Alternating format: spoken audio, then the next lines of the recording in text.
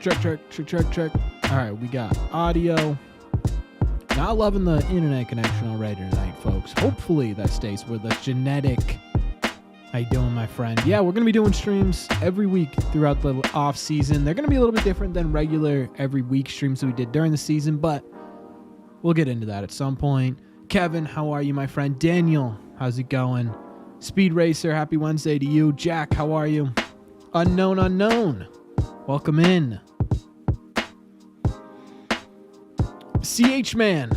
Yeah, we're going to get into it in a second. We'll talk about everything in a second. Tracy, how are you? Kevin, how's it going? Like the stream, or Henry won't spend any more money on the Red Sox. You heard the man. What's up, Salty? What's going on? Drink KD Blue. Not entirely sure what you mean here. All right, so first things first, do a hate watch along for the World Series. We'll probably do a little bit next week. I'm trying to figure that out. We're definitely doing our members only live stream next week for those of you that are members. It'll be a fun one, I think. It's the UK booze. Yeah, never heard of it. You know what I was watching the other day, Kevin, actually? I don't know if you live in the UK or not, but I keep seeing these Nitro Surge Guinness cans. I want one really badly, but you can only get them in the UK. So I keep looking at it and keep seeing people do it. Looks like a lot of fun. But that's not the point of this. That's not the point of this live stream. What's up, Mark? So we do have a couple of it's a weird period to be doing these sort of hot stove live streams because there's not really anything to talk about besides speculation, right? And it's not even really speculation, it's more so just hunches.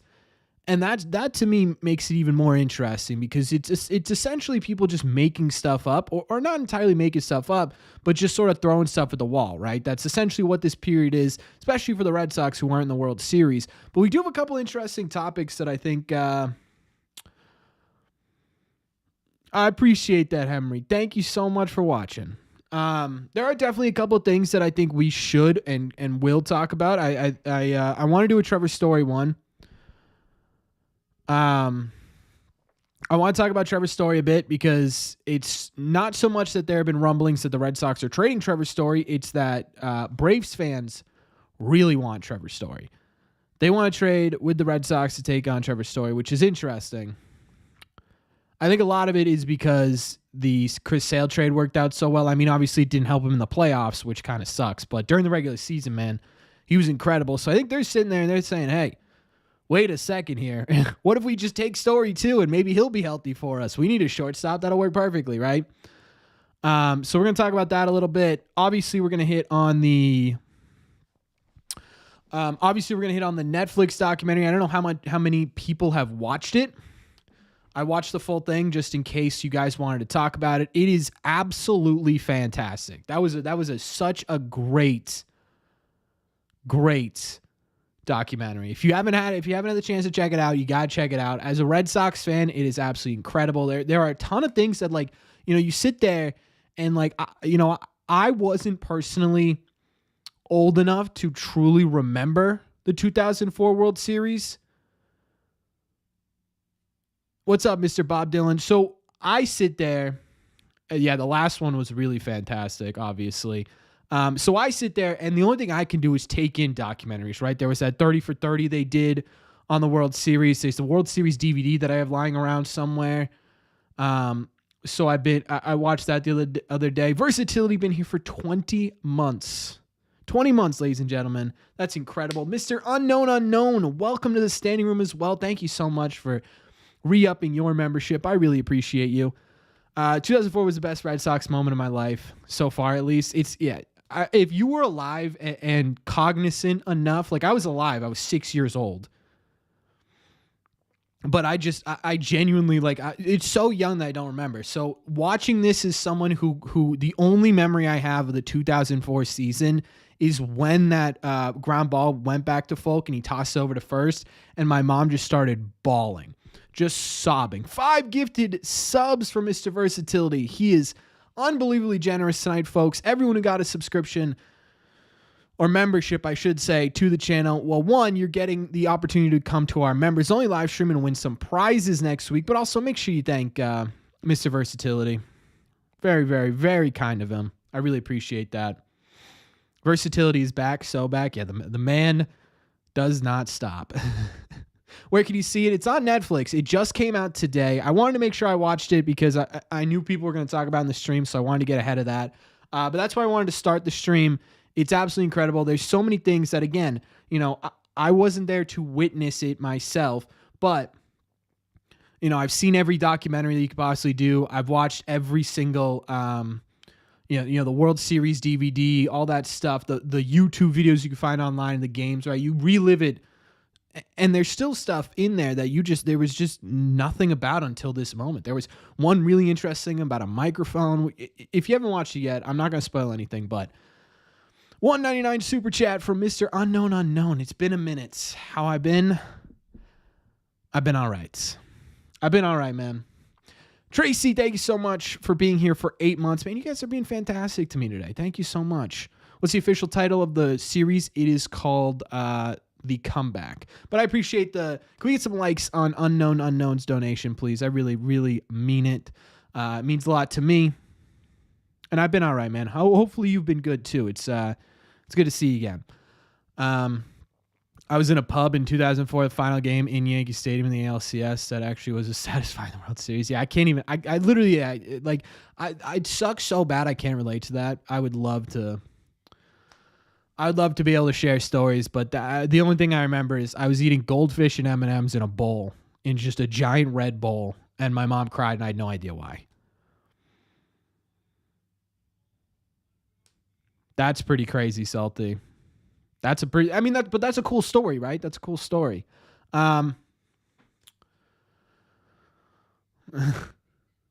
So yeah, well, we got the documentary stuff out of the way. I just wanted to touch on it quick, right? I just wanted to touch on it quickly because I do think it's really important that every Red Sox fan at least tries to see it. I think it's awesome.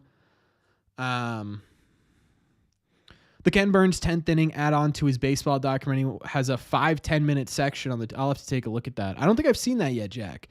The Yankee series was the World Series that year. After that comeback, no one thought we weren't winning the whole thing. Yeah, I mean, that was sort of the vibe you get, right? Once you beat the Yankees, it's like, yeah, you know what? We're good.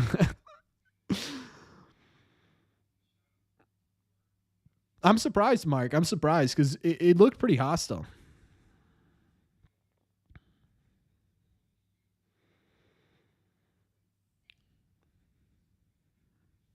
I'll have to take a look, Jack. What is the rumor about Politi from San Diego? Could you expand a little bit, Kevin? Pub. Oh, you were in a pub in Ireland. See, that makes a lot more sense. I was going to say. I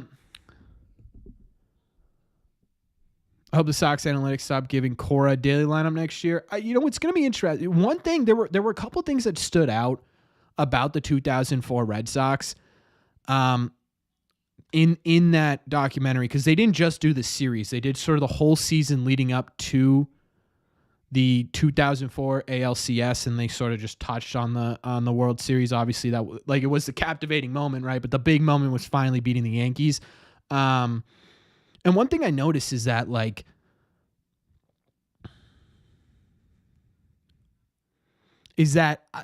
you sit there and there's so much talk about the game being run by analytics, But even in the documentary, Grady Little lost his job in 2003 because he made a decision based on feel and not analytics. Terry Francona was hired, Theo Epstein's words himself, because he understood the analytics of the game. So, as much as people crap on the analytics stuff and how far it's come, it was always a big part of who made the Red Sox successful. And I think a lot of people have sort of gone the entire opposite direction, where they're like, everything needs to be on feel because this has been terrible these last couple of years. And maybe the Red Sox have gone too far in the other direction, where it's been there's no feel, right? It's all strictly analytics. But I think 2004 was such a marriage of both that it worked out well. Oh yeah, didn't they lose the final versatility? I can't remember. So that's just one interesting thing that stood out to me in that documentary was just how much Theo Epstein was just so different in the way that he went about analytically looking at the game, and how much Red Sox fans just hate the idea of analytics, despite so much of the success over the last 20 years coming from analytical minds. The other thing I wanted to the other thing that immediately stood out to me. The other thing that immediately stood out to me was that John Henry was so involved with that team. He was so involved in that team. He went into the clubhouse during bad losses. He was like, it's just such a different John Henry now, and it's such a stupid thing to take out of such a fantastic moment. But you can't help but do that, right? You look at 2004 and you're like, man. Another Red Sox channel talk about Paulette from San Diego. Honestly, Kevin, I don't even know who you're talking about. Right, there were two of the big things that stood out to me was the fact that the Red Sox were willing to go blow for blow, payroll wise, with the New York Yankees to win a division, not just make a wild card. They did end up making the wild card, right? But to try and win a division is something we haven't really seen from the Red Sox since 2018. And then the other thing was, I guess there were three things. Was the analytical thing I wanted to point out, and then the involvement of John Henry. But again, that's just such a stupid 2024 brain. $2 super chat from Tracy. Let's celebrate their third super chat on the channel. Thank you so much. Thank you so much for your donation, Tracy. That's really, really, really kind of you. I really appreciate that.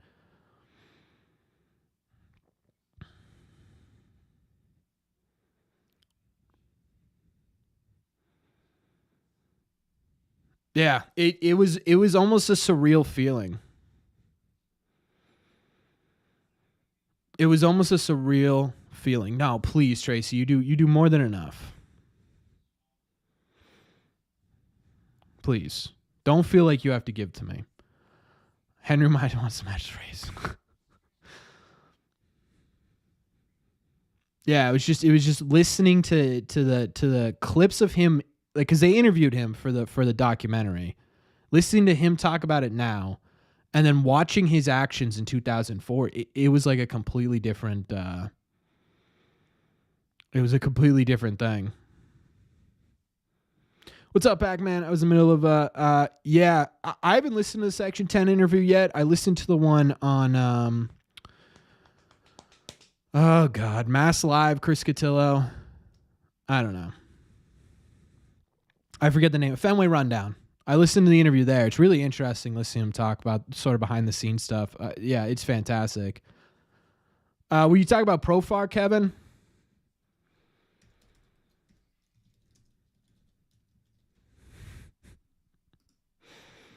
$10 super chat from Versatility. He goes, for Tracy.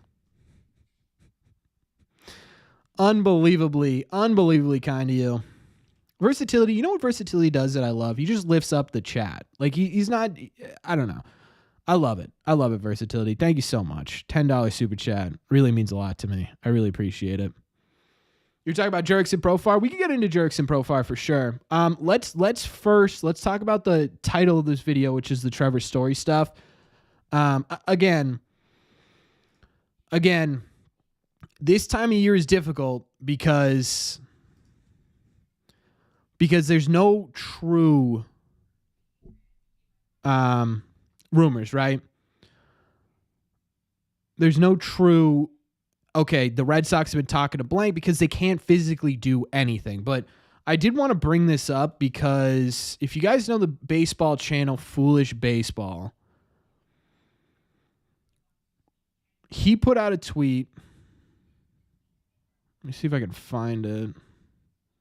That kind of took off a little bit. I had it up. And then I forgot to save it, so I'm going to have to re-find it. But either way, it was essentially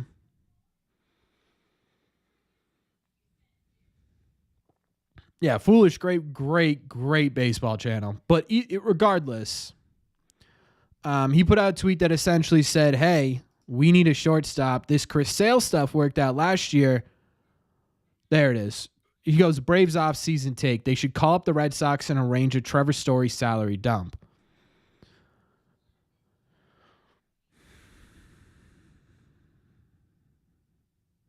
And that was sort of the tweet, right? He got 1,000 likes, got 107,000 comments. Why don't I talk about Giolito and Fried hanging out the other day? I made an entire video about it. Yeah, I made an entire video about it. It's an interesting conversation, right? It's an interesting conversation. Braves fans absolutely love the idea. Yeah. Perfect. Story Massa for Strider. Yeah. Match made in heaven, right?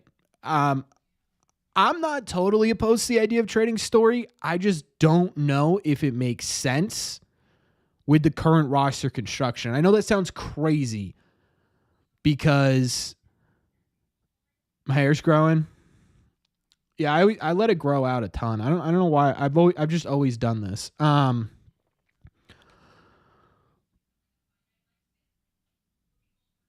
They were spotted at dinner.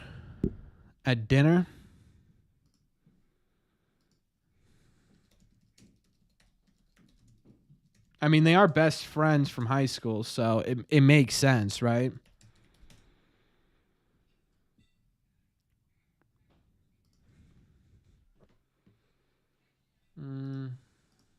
See if I can figure out what you're talking about. Yeah, I don't see anything on dinner, but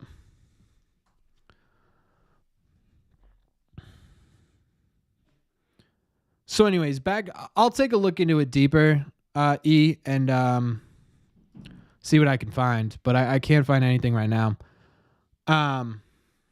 So the concept of trading Trevor Story back to the actual topic of, I guess, today's video, if you want to do it that way.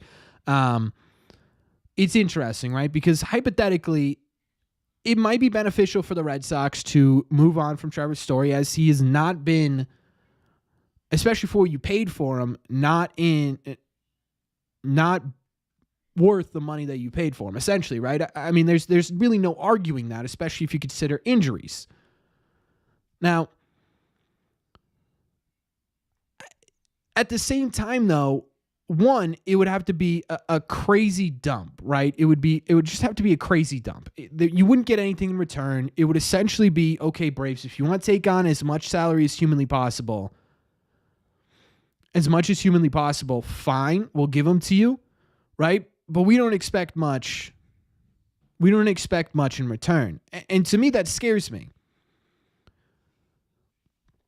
Because, what's up, Sox Content? How you doing, man? Hey, congratulations on the baby. I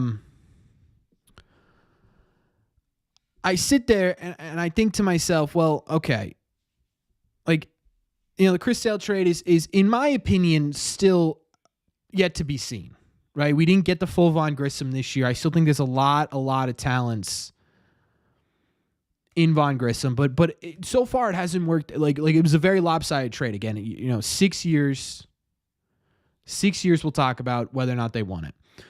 But my point is, with bringing up the Chris Sale stuff, is that you would get less in return for Trevor Story, right? So if you're mad about the Chris Sale trade, you're going to get less in return for Trevor Story.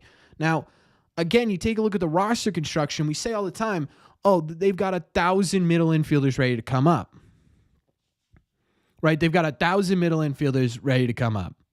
And part of that is true, right? Part of that is true. They've got, your Story.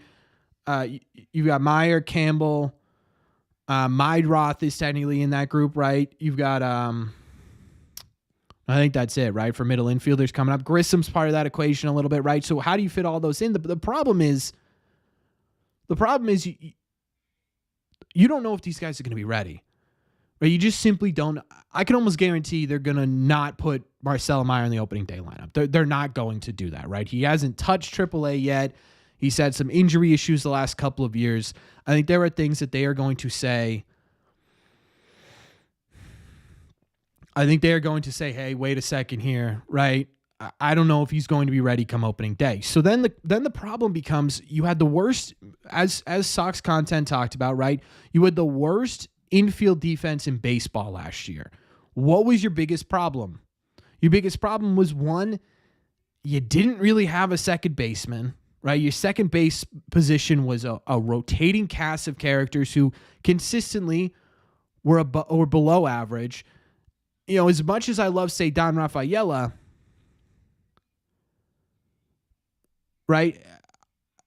He's not an everyday shortstop. He was really good at shortstop, but he's so much better.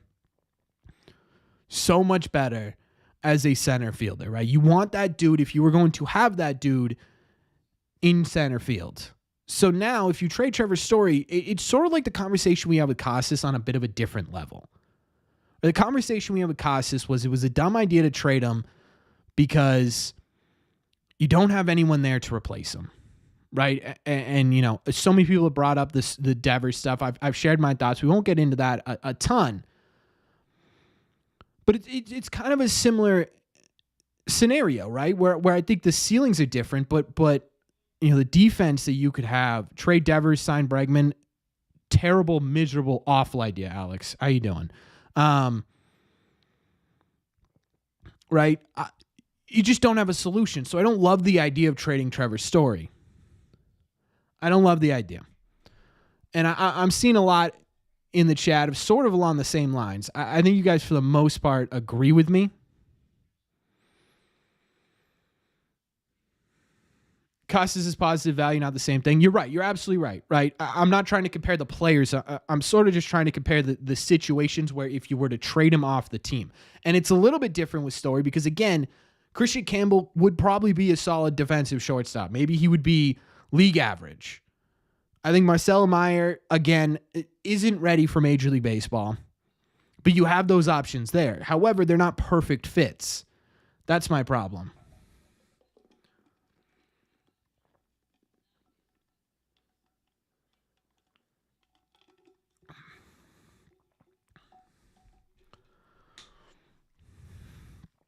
Dumb Story, sign Adames. If that's what the Red Sox do, I'm not gonna have a problem with it, right? But the problem with hypotheticals like that is it's two parts, right? You have to make the assumption that you are going to, one, be able to trade Story to someone like the Braves where they'd straight up take a salary dump, but two, you have to convince Willy Adames to sign here, which would mean spending more money on another shortstop.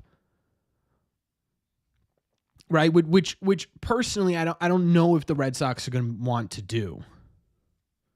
What about trade Story, sign Soto, and move? I would deal with Rafael at short. I would put Rafael at catcher if we needed to sign Soto. That's all I'm saying. Grissom at shortstop. Nah, Grissom's just not a good enough. Defender.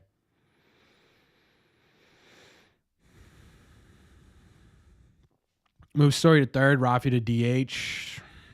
Story doesn't have a fantastic arm to begin with. I mean, I'm sure he'd be fine at third base, honestly, but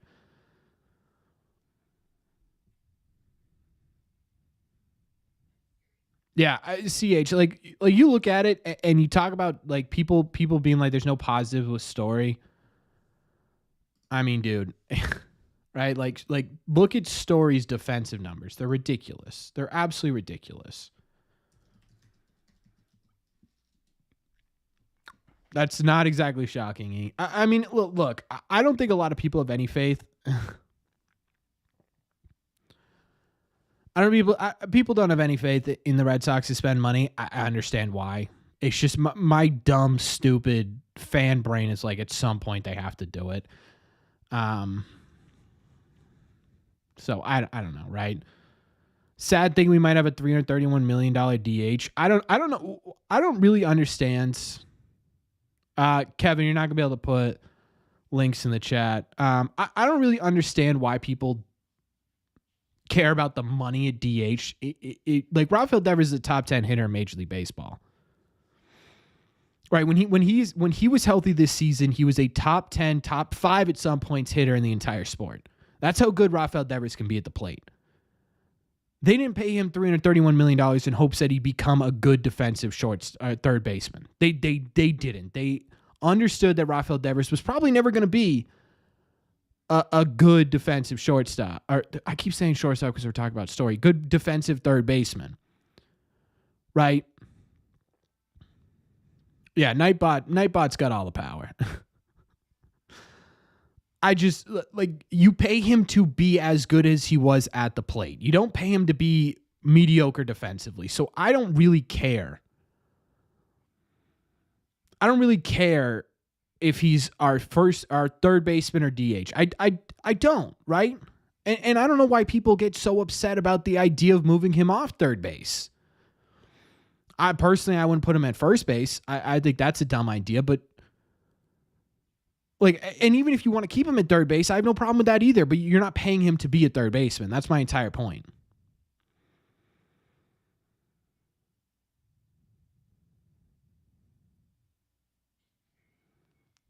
Yeah, PD. No.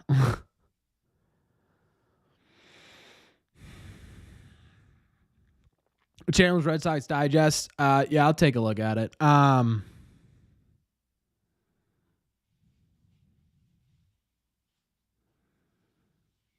Please start a more realistic idea. Look, again, guys, it's a little bit frustrating this time of year because the only things we could talk about are hypotheticals. That's it, right? I can't sit here and give you guys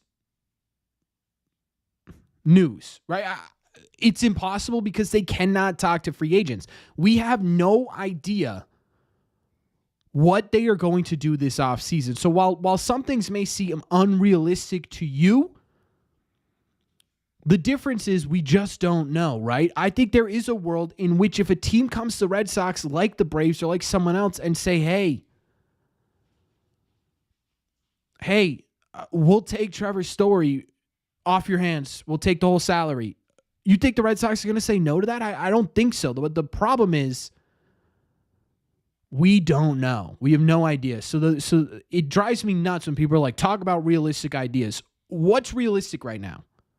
Right? What's real? We don't know the budget. We don't know. Once we start hearing, hey, the Red Sox are talking to blank or the Red Sox are talking to blank, right? Then we can get an idea of, okay, this is kind of the direction they are going in. Now we can start to look at, okay, if this is who they're talking to, a realistic option would be this guy, right? Or would be to move this. But unfortunately, we don't have that right now.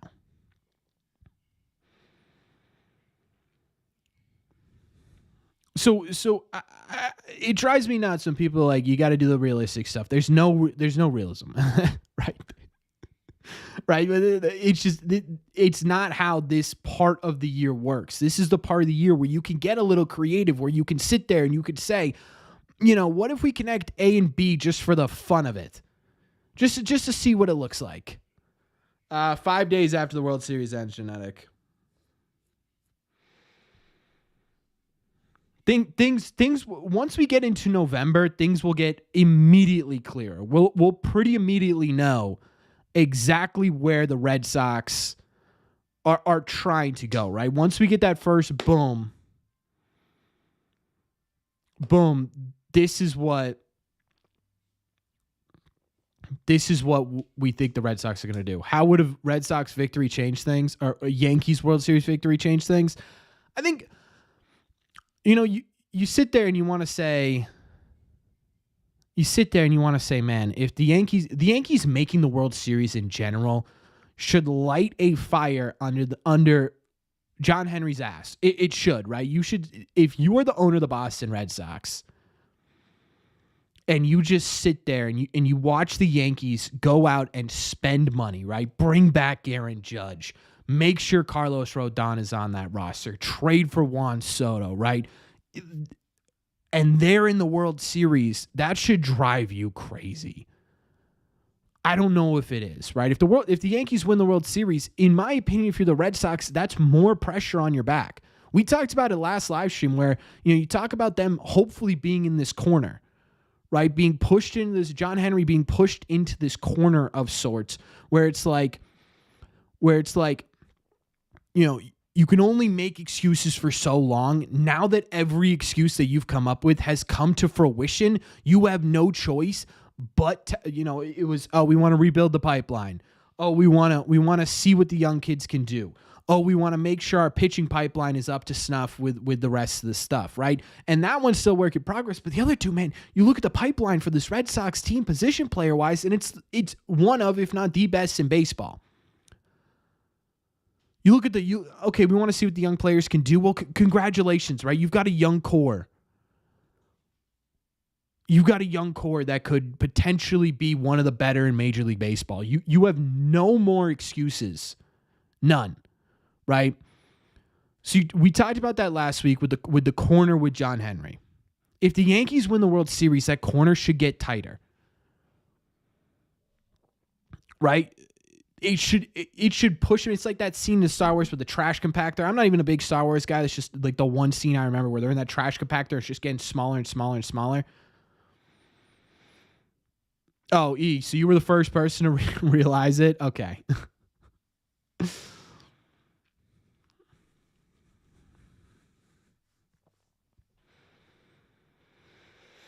Big problem, 2021, 23, 26 in payroll made the postseason. Yeah, and I think you could make that argument, but then the counter argument is how far did they get?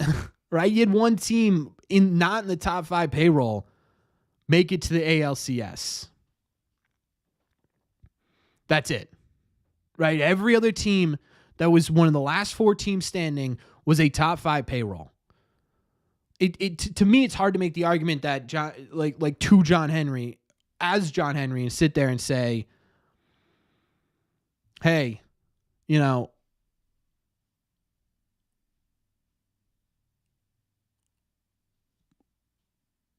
we can make it in a bottom payroll. Sure, you can make it, but the idea is to win, right? And I don't know. What's up, Ben? New fan here, was in Boston last week and fell in love. Glad you like the city, man. Welcome in.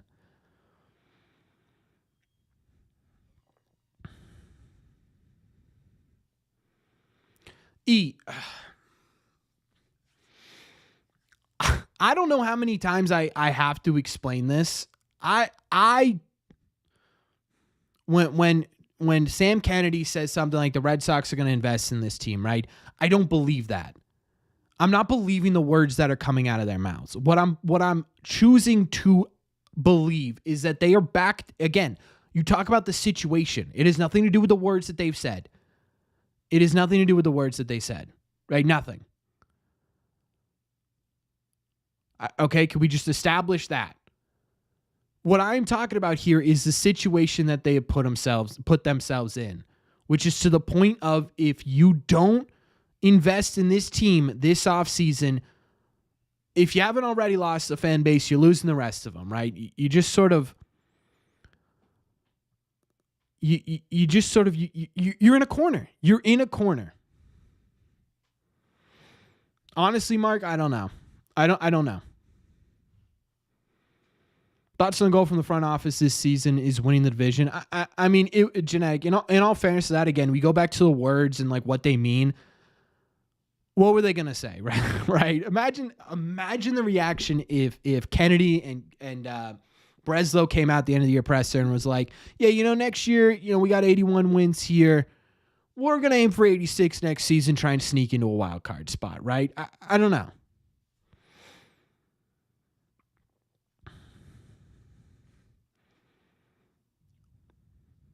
Yeah, you know what? And here's the thing.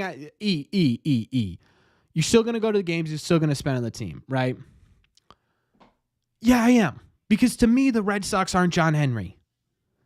I truly, at the end of the day, do not care about the owners of this team. You know what I care about? I care about the community around the Boston Red Sox. I care about the game itself, and I care about the players on that field and the manager in that dugout. I do not care about Sam Kennedy. I don't care about John Henry. I care about the team.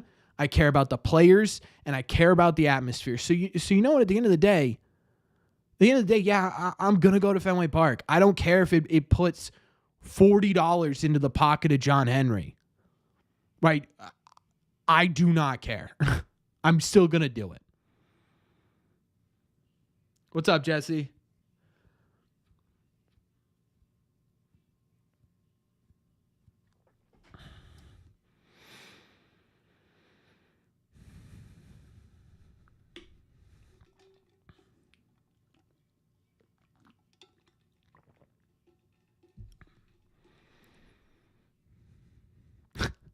My favorite part of off-season live streams are this. There's just so many different options. Like, we got PD saying, "I gotta go." Also, thank you for stopping by. I appreciate it. He says, "Ad-free, trade for Azuna, Schwarber, put Campbell at second." And then Mark's down here saying, "I'd crochet Adames and Tanner Scott." I love it. I love it. Part of the problem, you comment on every single one of my videos, right? You are engaging in Red Sox content every single day, right? So it's hard for me, except for Sundays. So it's hard for me to sit here and say, "Oh man, we got to follow easily." Like you still care about the Red Sox, right? At the end of the day, you aren't watching the team because of the owner. You're watching the team because you love it, because you've been watching it for years and years and years and years and years. Years. Right? This means more to you than some guy's pockets. It has to. It has to. Or else you wouldn't be here. Right? So the idea of boycotting to me is just it's a punishment. It's a punishment on you for nothing. It's a punishment on you for nothing. And that's why I don't like it. You take yourself out of something you love, regardless of whether or not they go 78 and whatever for the third season in a row, or if they win the World Series. Right? This is what every April you get up and you get pumped when it's Red Sox opening day. Every October, when they don't make the postseason, you get physically ill when the baseball season is over for your favorite team. The elation, the joy you feel when that team is in the postseason. That's why you watch these games. You don't watch them because, hey, John Henry spent this summer. And if you do, that's fine.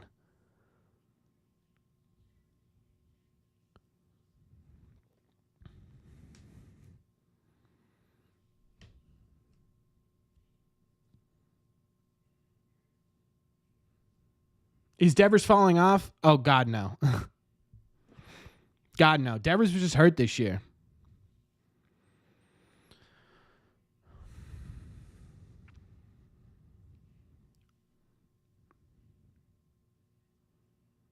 I watched them to see the dirt on the field.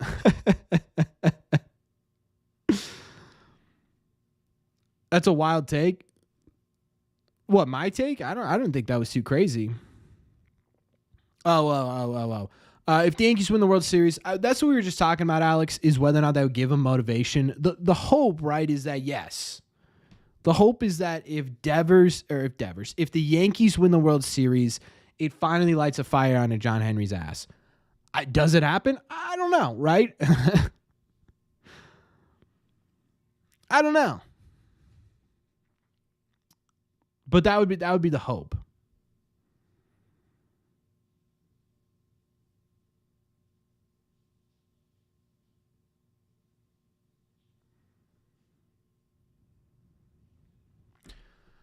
What are my go-to targets? I think Fried has to be your number one target. Oh, that's also what I want to talk about in the stream today. That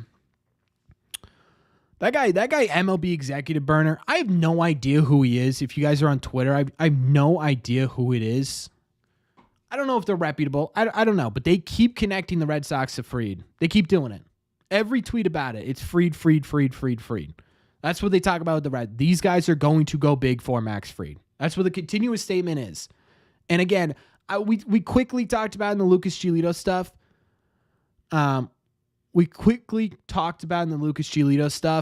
We're going to make a much more in-depth video about Max Fried because I need the Red Sox to sign Max Fried. It's not a want, it's a need. This is the guy that the Red Sox need to sign to put every other domino in place. Because once you get this guy in, and we've talked about it before 1,000 times, right? Once you get this guy in position, the rest of everything becomes a whole lot easier. Your bullpen becomes a bit stronger. You can more so specifically focus on needs in the bullpen. You now have an idea as to the money, right? As to the money you're going to spend this offseason. I don't know. What's the news on Story? It's not really a ton of news. It's just that Foolish Baseball tweeted out that he thinks that the Braves should trade for Trevor Story, and it caught fire. It got over 100,000 views on Twitter. Everyone in Braves Nation really liked the idea of Trevor Story. So I just figured I'd talk about it on here. We went through sort of the pros and cons of doing it. I'm not super big into trading Trevor Story, but honestly, I could see it two ways. I could see him wanting to win and opening his wallet, and I could see Henry say to the Yankees, this good, you can't win the division anyway. Yeah. Yeah, I think... those are the only two ways, right?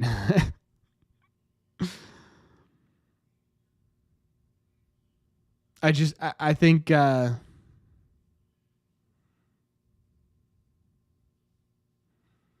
yeah, I think those are the only two outcomes. We'll see.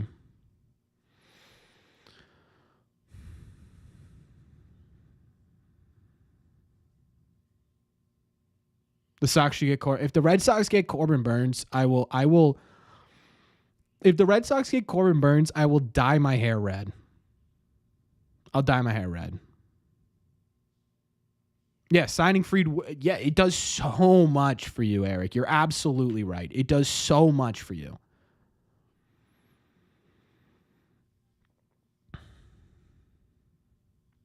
Yeah, it's essentially what it was based on, Jack. Mike Elias, MLB executive burners, Mike Elias, all the connections come together. They follow each other. He always protects you. I mean, maybe. Someone said it's some of the Phillies organization, too. Yeah, Corbin will dye his hair red for. I'll get red highlights. I swear to God. You could screen record it. You could screenshot. You could tweet it out. If the Red Sox sign Corbin Burns, I will put red into my hair. I promise. I'm already going to have a gross mustache because we're going to be raising money next month. Raising next month for Movember. I have one really cool idea lined up that we're going to do in Movember to raise some money. I'm trying to get some other stuff going. I think it could be kind of fun.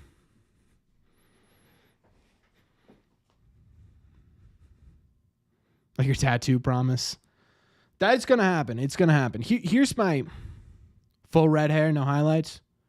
Warrior Custom. Mark, you gotta, I don't know if you have Twitter or anything, but tweet me a picture of that because it's a really cool sweatshirt or shirt. I love it. Yeah, the tattoo thing I've chickened out of a couple of times, and I'll tell you exactly why. It's because I love this channel so much, and I want it to succeed so bad. But there's that small part of me where I have months where this is you guys don't need to hear this, but I keep getting the tattoo thing specifically from Eric, and yes, it's my fault I haven't gotten the tattoo. But I'll tell you exactly why I haven't gotten it. I love this channel with everything I have, right? I want this to be my job so bad. But I also, there's a small part of me that keeps thinking, man, if I can't get to that next level at some point, right, we're going to have to cut back. Maybe it's not this year, maybe it's not next year, but at some point, right, it's just not going to work out. And if I have that tattooed on my body for the rest of my life, I will look at that every day and just feel like the worst human being on the planet. So I just, right, I've chickened out of it a couple of times. But that's just entirely different stuff. Burns is out of reach, but they have an outside shot at Fried. Yeah, I need Max Fried, dude. I need him.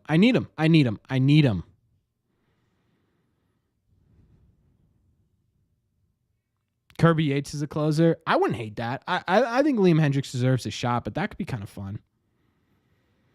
Membership numbers are through the roof. I think they're actually down. I don't know. I haven't looked. Where's everyone seeing the Arenado rumors? I piggybacked off of, for those of you who don't know, Robbie Hyde made a Red Sox channel called Fenway Faithful. It's really great if you want to check it out. But he mentioned in his first video, hey, here's an idea I want to throw out there. And you think about it and you're like, I don't know. And then you think about it a little bit more and you're like, maybe. And then you think about it a little bit more and you're like, yeah, it kind of makes sense, right? His bat would fit with the Red Sox. He addresses two really big problems. Is it my number one idea for fixing the Red Sox right-handed problems? No, I don't think so. I think if in a dream world, right, you would figure out a way to either move Story to second, or even if you want to trade him, and then you bring in Adames to play shortstop. That gives you everything you need. Younger, probably less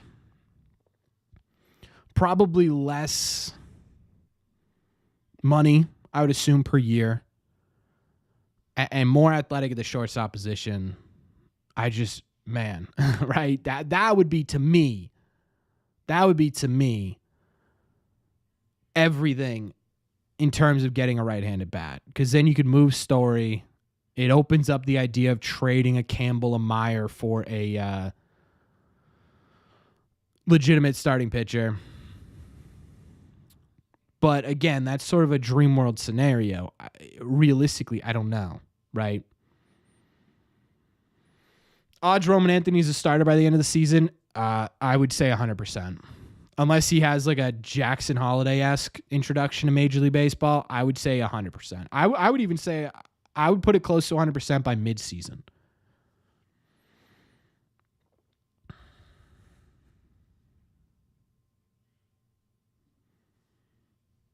Yeah, ice cream. It's tough, man. It's hard because right now it's all hypotheticals, right? And people have such hard opinions on these hypotheticals.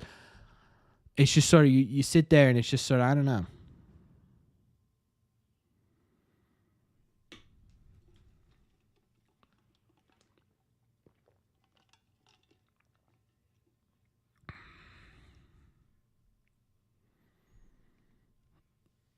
I'm going on a limb here and saying Jackson.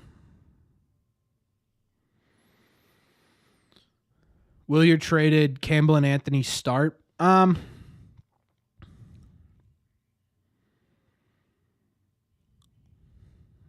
problem is, where do you fit them, right?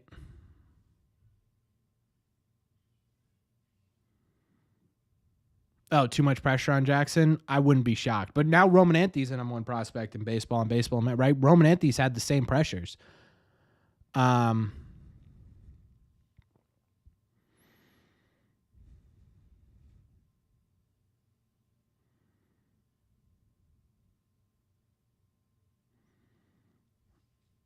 Yeah, I don't know.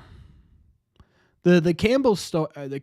Campbell and Anthony. I'm sorry, Mark. I don't know why I read that as Marcelo. Campbell to me feels like the most obvious player to start with the Red Sox with their second base stuff. I think the Red Sox are gonna give. I think the Red Sox are going to give Grissom a legitimate chance to earn himself a spot on the big league roster. I don't think they're just going to write him off completely. So I don't know if it's a guarantee that Campbell's on the opening day roster. I would assume that you're going to have Anthony on the opening day roster. Personally, it's such a weird scenario because there's just so many different ways this could go. It all sort of depends on. It all sort of depends on what moves are done this offseason, right? If they can't figure out a deal that they like for a Willier, Duran, right? I don't want to say it too loudly because I personally don't want it to happen, but I do think it's a possibility. We've been over this. I'm not going to keep going over it. If they can't find a deal there, is there a possibility that they wait until the deadline until they call up a Campbell, right, and trade from their deadline pool? But the problem with that is they would still be considered a rookie, but not be eligible for rookie of the year stuff, which you get the extra draft pick. So it's just sort of like, it's everything you could talk about right now is just so muddled, just so muddled. What's a player the Red Sox should target that nobody is talking about? If you're talking about trades. If you trade Tristan Casas, dude, I have a whole video on my channel as to why that's not a good idea, Justin. If you want to take a look at it, I fully went over it. We've gone over it a couple times in the live stream. I'm not gonna dive too deep into it, but I don't agree. Yes, Snell's a name that hasn't really been mentioned a ton that I think should be on people's radars because I do think the Red Sox are looking for that sort of lefty ace caliber pitcher that I think Snell could possibly be. Just depends on the deal. I also want to point out some guys on the Reds in terms of trades. The Reds just got Tito. It's clear to me that it's clear to me that the Reds want to start winning, and I think part of that, right, you go towards, what do they need offensively?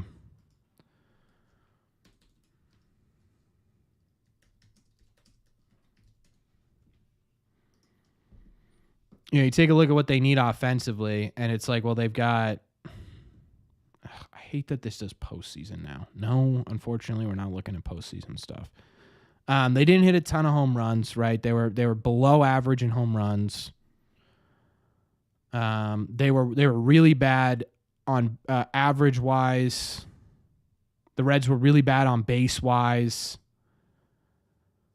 They were really bad slugging wise, right? This could be a team that, hey, we got a few interesting arms here. Is this a team that the Red Sox could look at and say, well, you guys are young, you guys aren't fully in your window yet. Hey, what if we take what if we take a Lodolo? What if we take an Andrew Abbott, who's personally a name that I haven't seen anyone mention that he doesn't have a ton of experience, but he's got a lot of potential. Lodolo would be a ton of fun. He had a bad season this year, but I think he could be someone to give it up for. So I don't know. Would I give up the farm for Hunter Green? No, I don't think I would.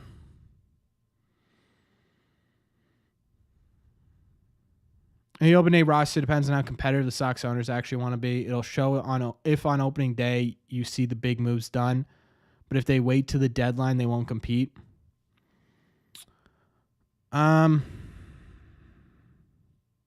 wouldn't say Hunter Green's mid, by the way. 2.75 ERA, 26 games. I'd say it's pretty solid. India, I wanted India last year. I think I'm out on India this year.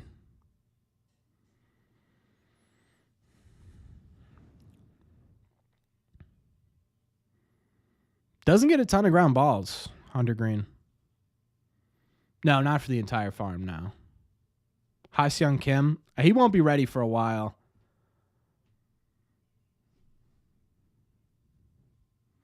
Seen some talk on Brent Rooker, too. I don't hate the idea of Brent Rooker. I just personally, you'd have to give up. And versatility, I don't know if you're still in here.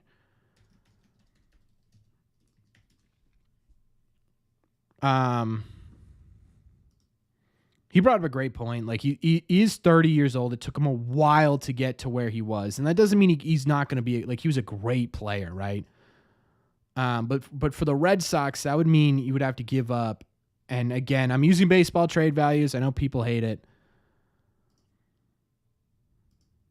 but like, would the Athletics be interested in a Wilyer Abreu? I'm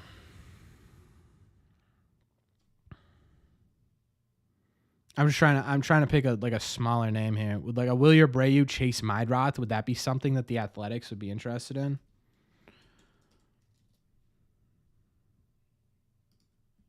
The values match up on trade value. Again, it's not perfect, but Abreu and Meyer for Rooker, no. What's the news on the reliever from the Cubs who's injured? Can't remember his name. Michael Fulmer. He's gonna be good to go for opening day, it looks like. But versatility, yeah, you're in here. You brought up a great point with the age on Brent Rooker, right? And again, 30 years old, you really shouldn't discount the guy at 30 years old. I mean, you look at his statistics this year, and it's ridiculous. The A's said they're adding payroll. Yeah, okay. What does that mean? 164 WRC plus. He had a 562 slug. He had almost 40 home runs. Right, strikes out a pretty decent amount, definitely above league average, but still takes his walks. Average towards 300. He's gonna be 30 next year. He won't be a free agent until 28, so you get 3 years out of him. I like to say I've been saving the Brent Rooker video for a little bit because I want to talk about that because I do think the Red Sox are going to inquire about it. Soto's like a serviceable outfielder. As one of the best hitters in baseball, 26 years old. Yeah. I mean, yeah, I think we talked about it. What, last live stream? Again, like this is, if you watch the Yankees win the World Series, you're hearing, right? Juan Soto is flat out saying, I'm going to take the highest money. You know what I mean? I'm going to take the highest amount of money. That's it. If you're the Red Sox, you should be like, okay, what do you want? You know what I mean? What do you want?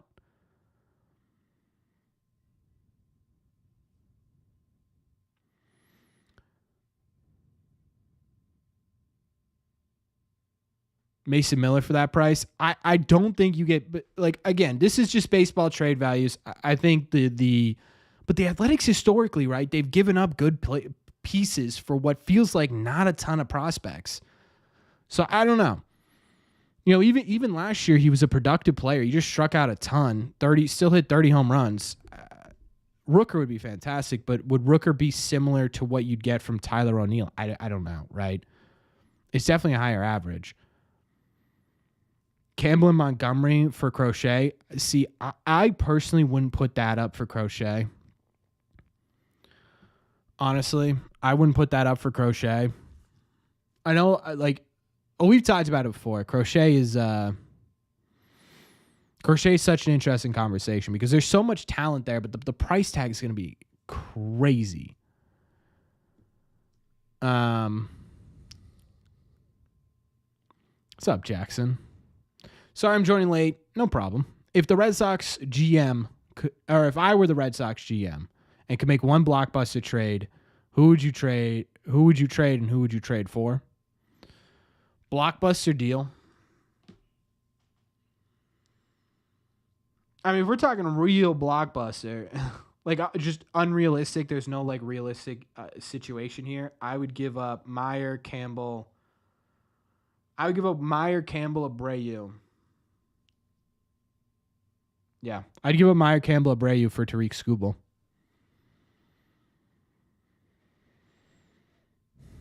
Meyer for Sandy Alcantara. No, I wouldn't do that. I wouldn't do that strictly because, like, if it was pre-Tommy John,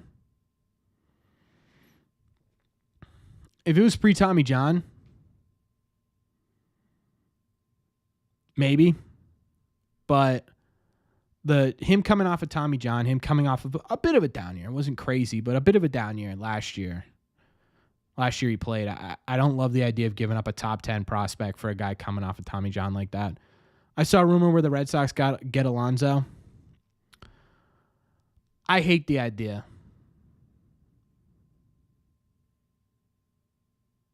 Yeah, but Meyer's been hurt as well. Yeah, but Meyer's only 21, right? And he hasn't been out for a full season, and he's not expected to be the ace of the Boston Red Sox in a time where they're trying to turn their entire fortunes around, right? It's an entirely different situation. Sports Illustrated have been pumping out articles. A lot of them are I don't know. Absolutely not a reboot. All right, Kevin, have a good one. Yeah, the Alonso stuff I don't love. I just don't.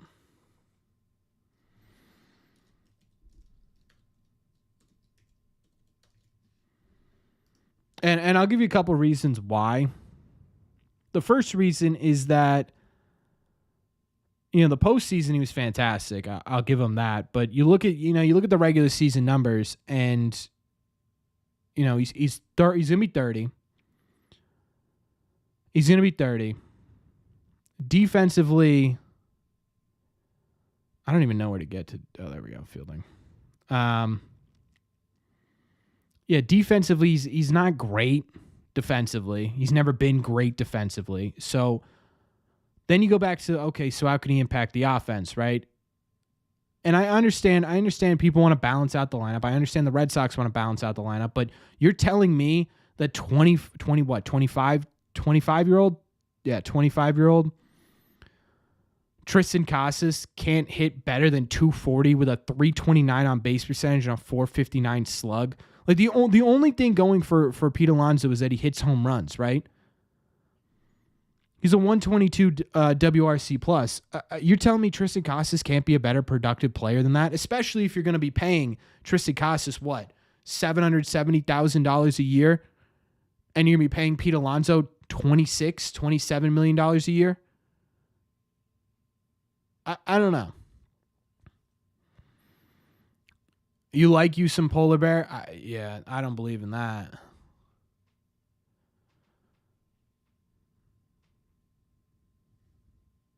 We'll see, Matthew. We'll see. At some point, and also the 3 or more year contracts. I mean, then what do you call Story and Massa, right? They've broken that a couple of times. And on top of the Pete stuff, you also got to compete with Steve Cohen, right? You got to compete with the guy who doesn't care about how much money he spends. So you're going to end up overpaying for Pete Alonso to do essentially the same thing Tristan Casas does, but now you balanced out your lineup. When you could possibly have Tristan Casas, we have one of the cheapest owners. I mean, calling it one of the cheapest owners in baseball, is just, I understand there's a narrative and expectation when you're the Boston Red Sox, and he has not met that expectation. And I'm not giving him credit, but to say he's one of the cheapest owners in baseball, when you've got guys like the White Sox who just came off of the worst season in baseball history saying they're cutting payroll, when you have teams like the Oakland Athletics who are coming in and leaving their city while also planning on cutting payroll, when you have teams like the Guardians, when you have teams like the Reds, right, where Guardians fans for years, decades, have just expected that that their team is going to trade away their good players, right? The Pirates, who have such a great young core, who cut a guy to save $200,000 or whatever it was, right? Again, it's held to different standards here. I understand that.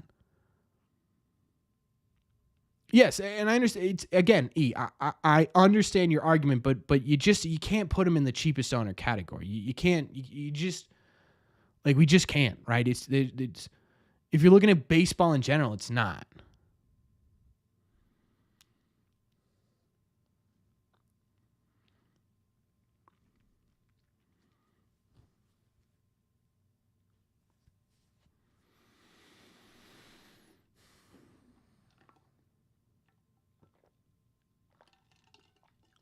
And that's certainly not giving John Henry flowers. You're right. He needs to be, at the bare minimum, right, a top 10 payroll in baseball.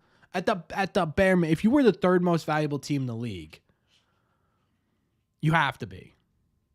No, this is a E. You are arguing with something we are agreeing with, right? You're arguing with something we're agreeing with.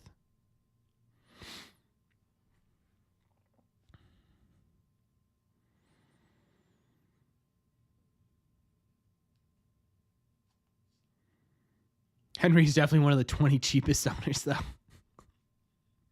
Yeah, he's certainly not one of the top 10 biggest spenders. He was technically he was the 18th cheapest owner in baseball this year. Is that correct? Yes, 18th cheapest.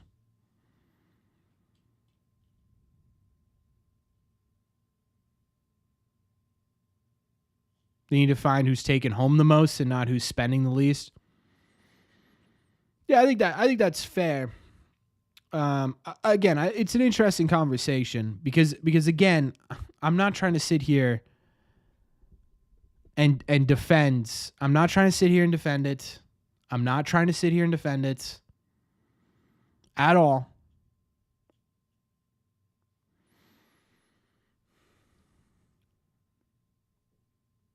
Nice, snag that thing, Mark. Throw. I don't know. Throw some like unmarked driving range ball back out there and be like, I don't know what happened. I feel like the only focus this offseason should be starting pitching. Snell, Burns, Max Fried, or Tanner Scott. They hopefully will get at least one, if not two. I think the main focus needs to be pitching, right? Starting pitching, in my opinion, Starting pitching, in my opinion, was actually pretty decent this year. It was underrated, to be honest with you. It was a top 10-ish rotation in baseball last year. I still think you need a big name in that rotation. Not even a name. You need a big statistical guy in that rotation, right? To pair with Tanner. You need a 1-2.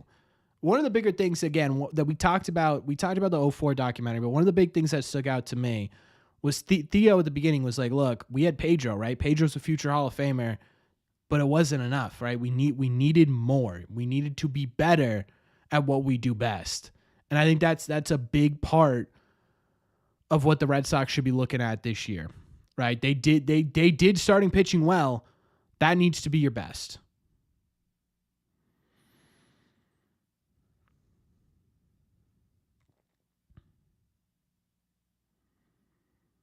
Yeah, I don't know, Genetic.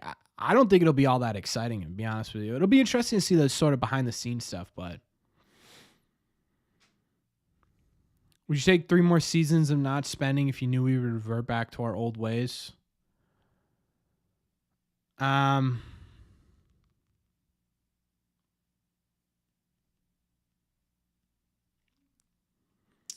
not. You have a favorite restaurant to take your fiance in Boston?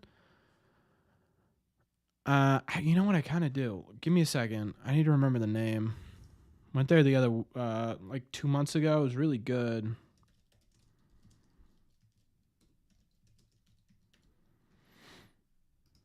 Let me remember the name.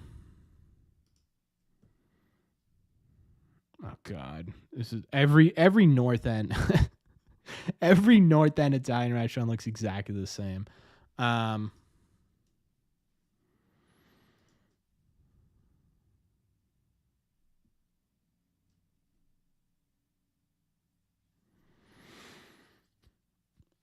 I think it was Tresca. Tresca. Really, you really can't go wrong with any Italian food in the North End, though.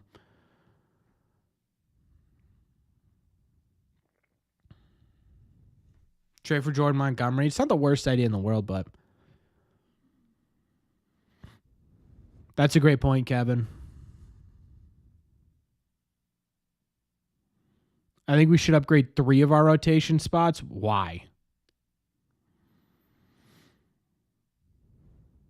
I think Henry should reasonably be compared to his prior self than other owners in the league. I think that's common knowledge. I think that's a good point.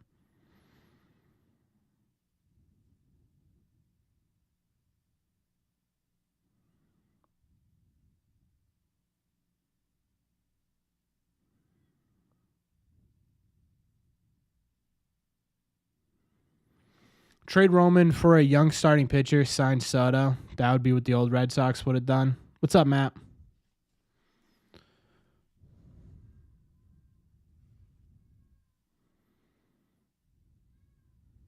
Because we could do better than Crawford. Yeah, that's one guy though, right? That's one guy. And yeah, like if you get a starting pitcher, Crawford's in the bullpen anyways. One starting pitcher, Crawford's probably already in the bullpen. So one starting pitcher does that.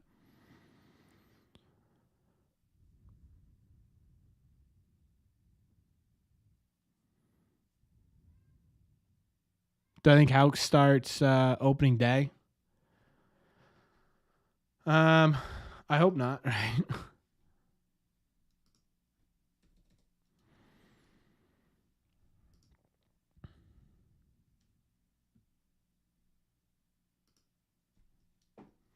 I don't think anyone would be uncomfortable with that, Mark. It would just depend on the. It would just depend on the return, right? I don't know. Do I think Durant continues his 2024 stats? It's gonna be hard to.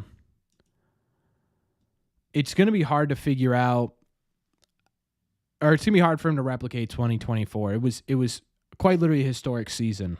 I think even if he's a step down from that, I think he's still an incredibly solid leadoff hitter. So even if he's not, setting records that haven't been set since 1904 when Scurvy McGurvey, right, was able to do it, I still think he's a really solid.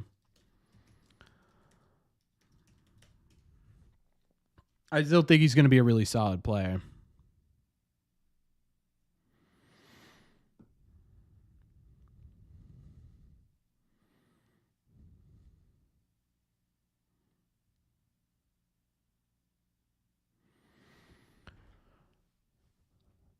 Crawford was a fine back end starter, right?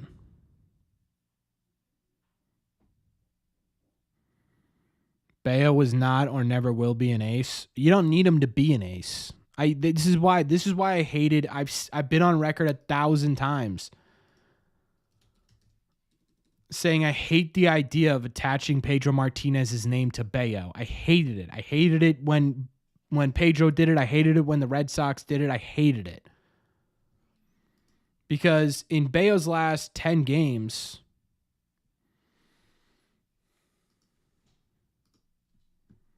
he was really solid. Like, if this is what you can get from Bayo over the course of a year, where he's a 3.25 ERA with a 3.46 FIP, that's a top rotation. Like, not an ace, but that's a number 2, number 3 easy every day. If that's what you get from Bayo, and again, that was 10 starts. It's not like it was over 2 months. It wasn't a week of solidity. That was 2 months of really solid stuff. He had an opponent OPS of just 581. Right? The only thing that you can point to in his last 10 games where you're like, I don't know if he's going to be good next year was his walks. He walked a lot of people.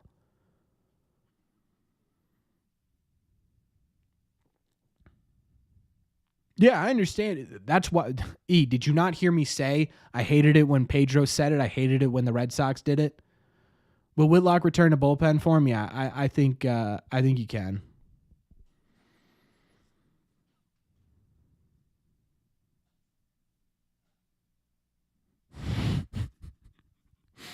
Yeah, poor Scurvy. Okay, E. Okay, we're just nitpicking at this point.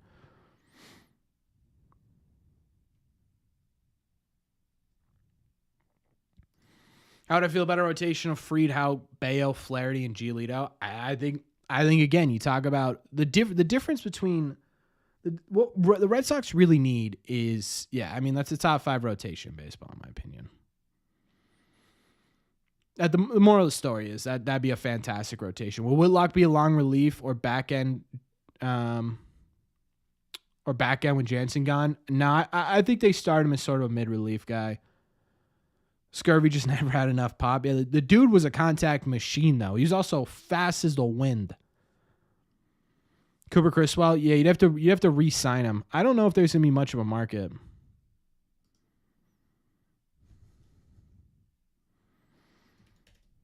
Played too many games. Brother, you just got mad that I mentioned the Red Sox and Pedro, but not Bayo. Trade the farm for Skeens. I've seen enough. That's another guy. Like, you talk about Scooble, right? What would you give it up? Dude, I would give up everything for Bayo. Twist the facts. I mean, dude, just rewind your video for 10 minutes and you will see that I quite literally said I hated it when Pedro said it. I hated it when the Red Sox said it. The only thing I did not remember to mention that you are upset about right now is the fact that I did not say that Brian Bayo himself said it. That's it.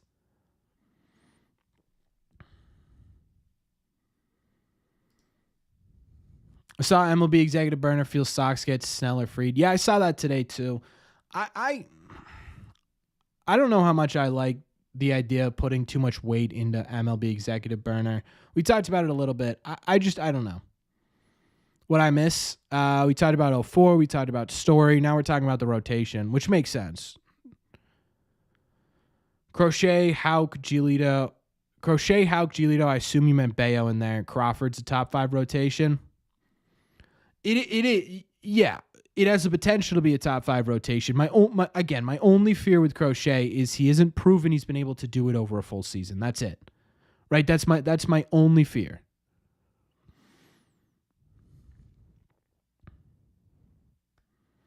Right? That's my only fear. Can't clone Houck? That'd be sweet if you could. Imagine an entire rotation, but you like clone one of them to make him a left-handed starter. That'd be sweet.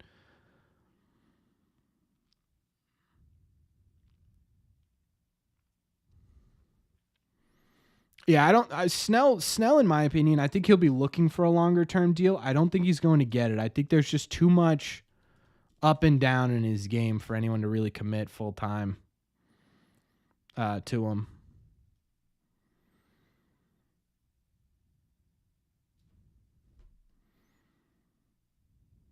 Why did I think it's saying Chris Well's currently an arbitration player? Why did I think he was like they signed him to a major league contract, like a free agent major league contract?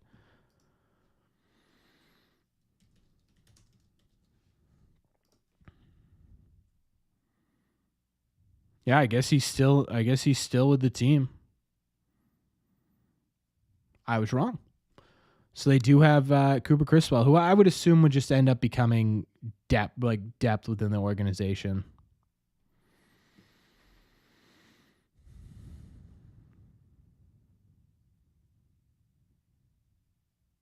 Give me Fried, Haug, Giolito, Bayo, Crawford. That's a solid rotation. We spend on the rest of the bullpen. Look, if they go for Max Fried, what's up, Warrior? If they get Max Fried, I'm happy with the rotation. I genuinely am. Hauk, I think, is a proven now number 2. Giolito, I think, is going to be a better Nick Pivetta, which would put him in that 3 category. You've got Bayo, who, again, we just talked about, was much better towards the end of the year. I think he just sort of adjusting to the new pitching regime that was in Red Sox Nation.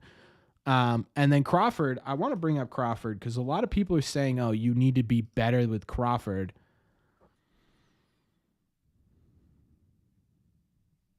Crawford was a league average pitcher, man.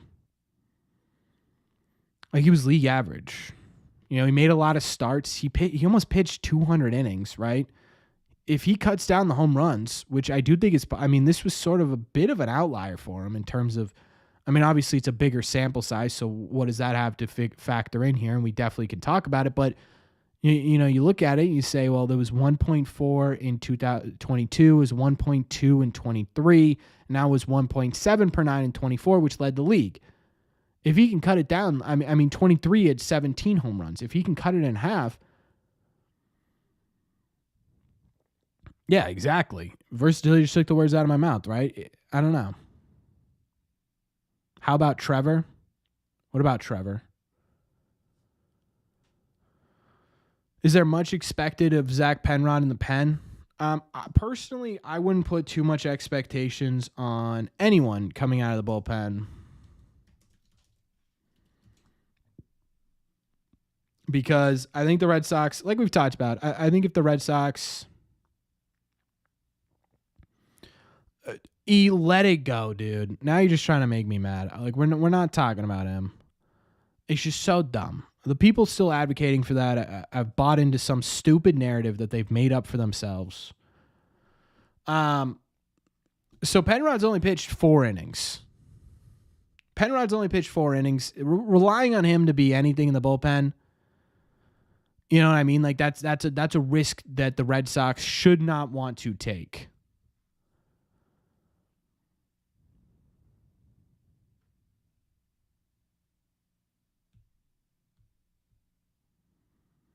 Well, yeah, I understand the concept here, but if Crawford ends up being your number 5 pitcher, I think you're in a good spot.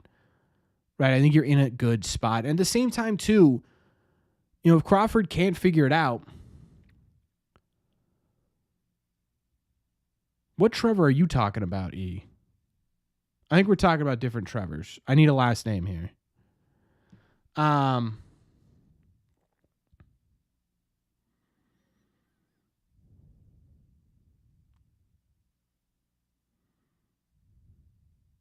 right, Mark, enjoy it, man.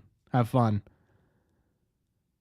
What were we talking about? I got totally mixed up trying to read comments. If you get into 2025 and you're 15 starts in with Cutter, you can't seem to figure out the home run issue. You know, he's giving up home runs in the back half of his starts. He's diminishing stuff.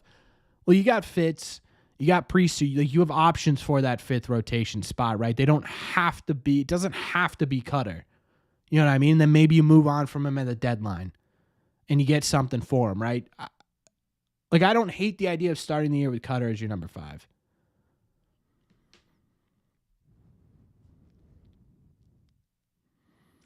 What about Priester? What happens to them? You've got time with Priester, right? He's gonna be 24 next year. Pitchers take longer to develop. You could hypothetically, you really could hypothetically just give him some time. He's not a free agent until 2030, right? So he's gonna be 24 next year. I appreciate that, Ruiz. Thank you so much for watching.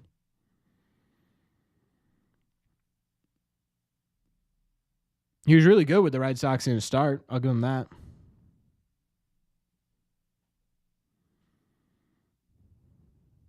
Yeah, I apologize.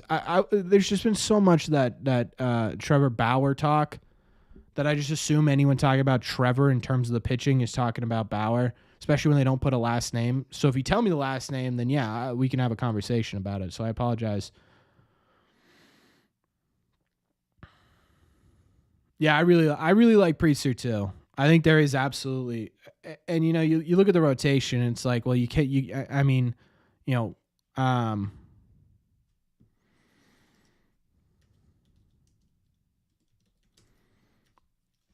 Giolito's going to be a free agent after next year. There's room for him.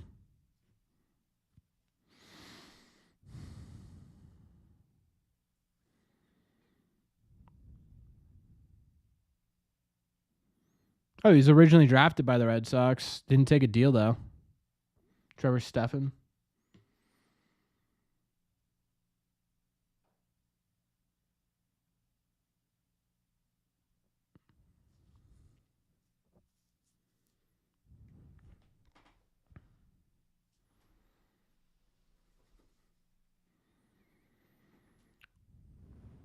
But he's not even in the league anymore. Yeah, he was rage baiting me. Yeah,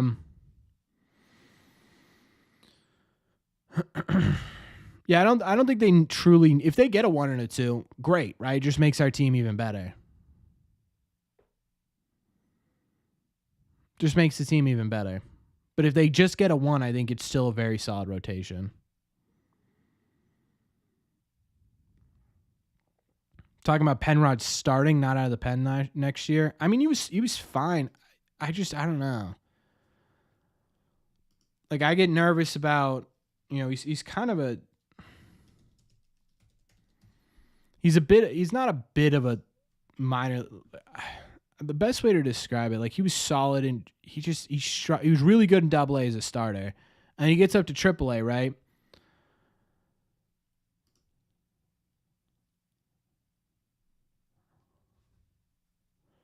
Trevor Stephan had surgery. Tanner Scott, I would put him pretty low. Teoscar thing wasn't a rumor. Well, what Teoscar thing? Oh, wants to play for the Sox? Yeah, he flat out said it. Yeah. So you look at the AAA statistics here. Let me get to AAA minor league.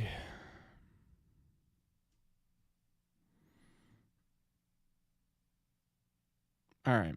So let's look at just him as a starter in AAA.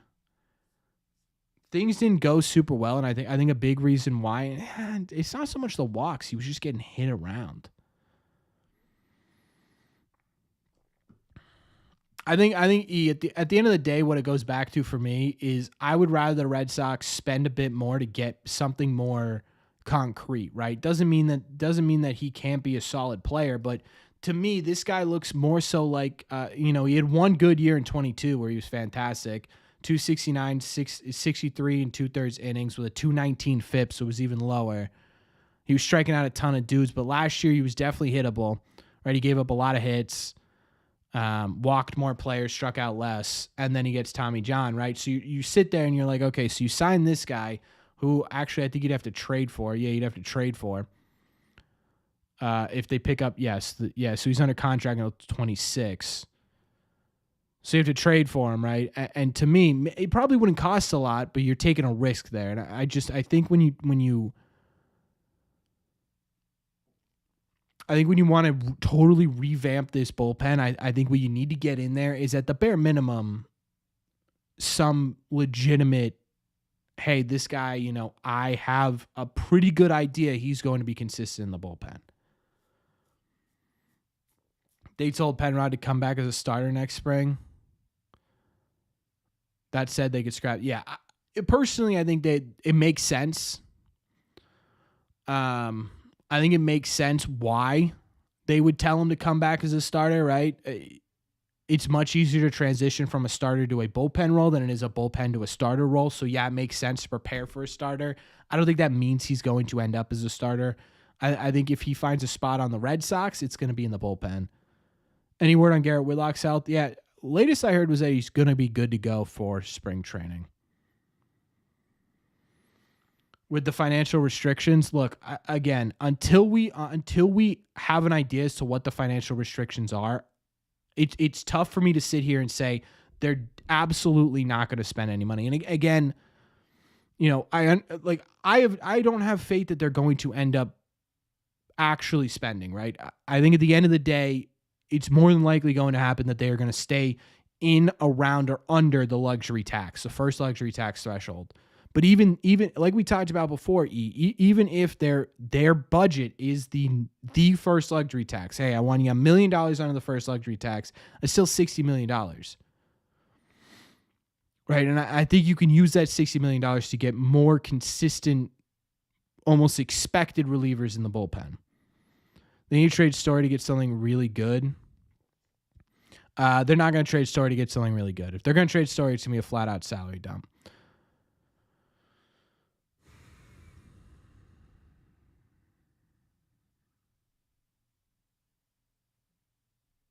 I honestly expect more of last year. What do you mean?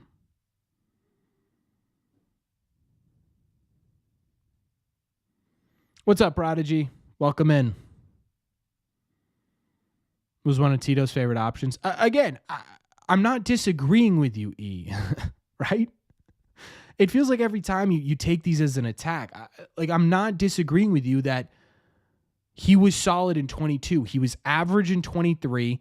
But again, that ERA jumped up almost 2 runs. The FIP jumped up 1.5 runs. He struck out less in 23. He walked more in 23. And he just had Tommy John.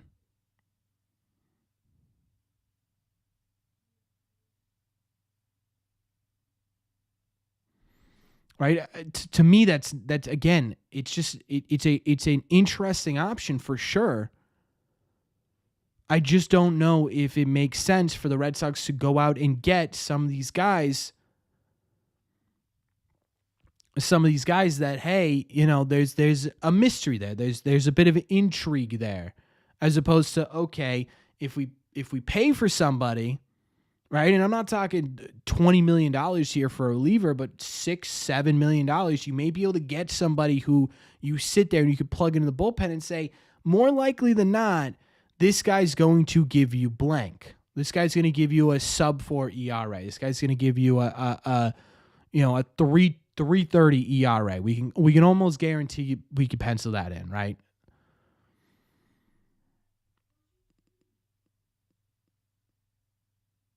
Like going for free agents and trades, the approach they took.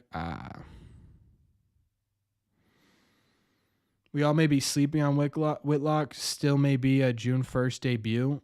You think he's not going to be ready till June? No, he was. I mean, he was looking. When did he get his surgery?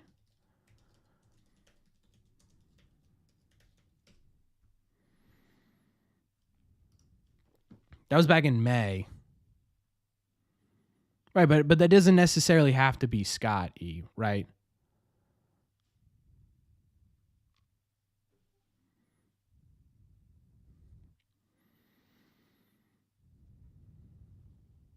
Two right-handed big bats? I don't think they need two. The Red Sox fan shopping list is much longer than I think it actually needs to be. Okay, E, we understand you don't think they're going to spend, right? I get it. I like if every answer to any conversation is but they won't spend any money, then we can't really have a conversation, right? Because again, even if they are under some sort of budget, they are going to have wiggle room to spend money. But Carl, back to the two right-handed big bats. I think one of them is going to come from a promotion or a solidification of one of Campbell or Grissom. Right?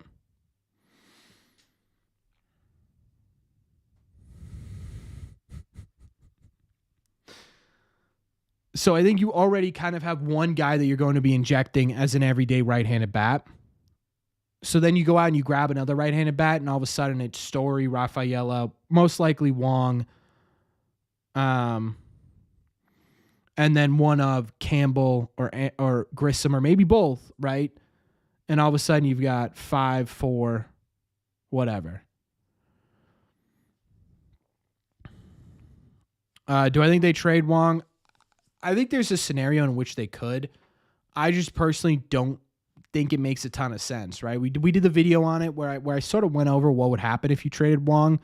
You would either have to throw Kyle Teal as the everyday catcher. That's it. Congratulations. Good luck. Or you would also have to sign somebody else, and you'd have to continue signing most likely 1-year veteran deals until you either get someone else up here who you're fine with being a backup catcher, or you can trade or sign someone who you're fine with being a backup catcher. Right? Yeah, but Carl, again, you take a look at this lineup. One, Teal won't be playing every day. He's going to be splitting time with Wong or another catcher if he gets up here. There's no catcher in Major League Baseball who catches 162 games.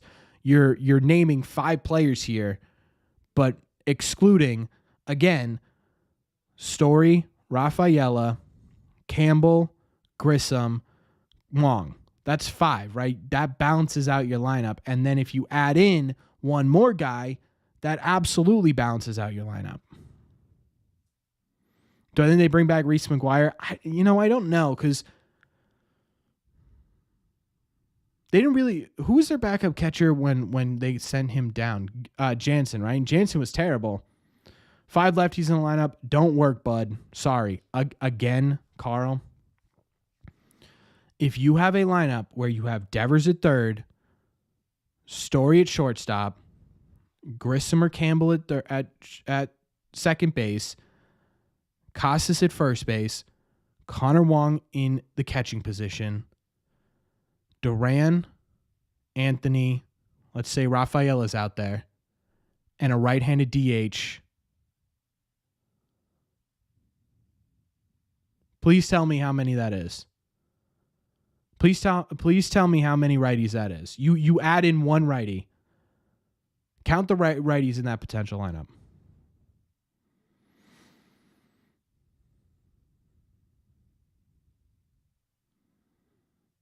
Anthony and Meyer won't be in the lineup this year. I think Anthony will absolutely be in the lineup.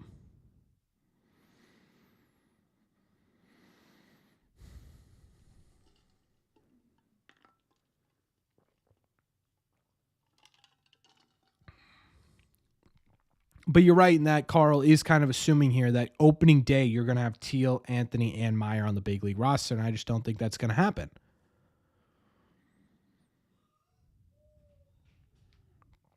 Carl, do me a favor. You're talking about lineup balance, right? All I want you to do is just think about what that lineup would be lefty to righty matchup. That's all I want, right? Just go through. I'll go through it again. Devers at third, Story at shortstop, one of Grissom or Campbell at second base, Casas at first base, Wong at catcher, Rafaela, Duran, either a free agent addition from the right side or Roman Anthony, and then a DH from the right-hand side. Yeah, that was really sad, Joe. Fernando Valenzuela was such a unique pitcher.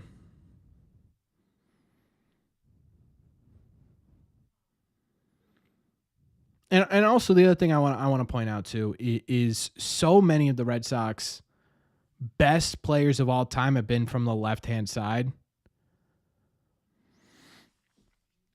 So just like the narrative that lefties historically do terrible at Fenway Park kind of baffles me a little bit. Has Ref officially retired? No, I don't think so. What do you think would be a realistic Brent Rooker package? It'd be pretty big, man. It'd have to be pretty big. It'd have to be like, I'd assume Willier would be involved. I would assume you'd also need at least a top 10 prospect involved, right? Rooker's probably the most, Mason Miller's the most valuable player the A's have. Rooker's second.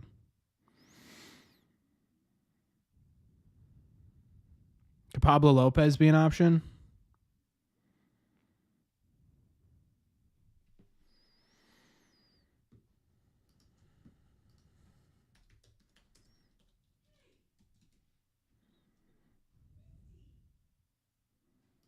The lineup I'm mentioning is another 500 season. I mean, Carl. The issues with the Red Sox this season was not so much their offense. There were issues with the offense, but the reason the Red Sox ended up at 500 is absolutely everything to do with their defense and their bullpen. It was completely. And it's kind of wild to me that on a lineup where you have a top 10 hitter in baseball when healthy in Rafael Devers, one of the best, most up and coming hitters in Tristan Casas, a historically good player in Jarren Duran, the number one prospect in baseball in Roman Anthony. You know, one of the best performer in minor league baseball in Christian Campbell. And a guy in Trevor Story who has the potential to be, you know, a 20, 25 plus home run guy. And you're going to sit there and say that lineup doesn't have enough pop. Plus, again, in this hypothetical, you were also adding in another power right-handed hitter.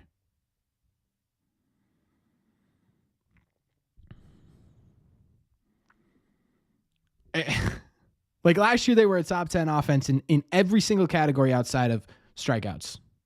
Every single one. They were a top 10 offense in.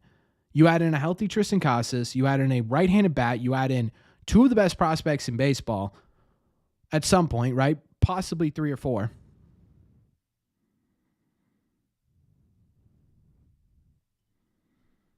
And you're telling me that's going to get worse? Or it's going to be an average? I don't know, man. I just... Like that doesn't make any sense to me. Strikeouts were a problem. Yeah, that's why I just said strikeouts, every category aside from strikeouts. Yeah, it wasn't great. Gonna bite the bullet and trade Campbell or Grissom along maybe another piece from starting pitching if possible.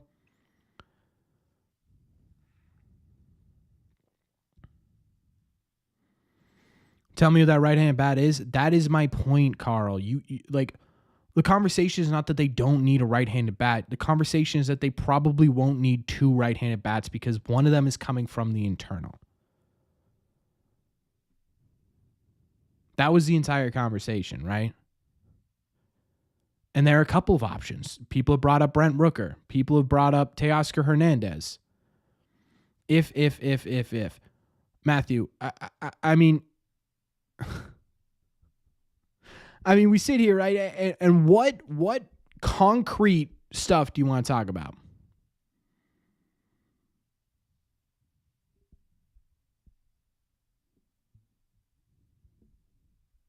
Because it's quite literally impossible for the Red Sox to do anything concrete. So the only things we can talk about are ifs. Sorry about Venezuela. He's a personality, a great pitcher for the Dodgers. God willing, his family is able to find some comfort. I agree, Dad. It was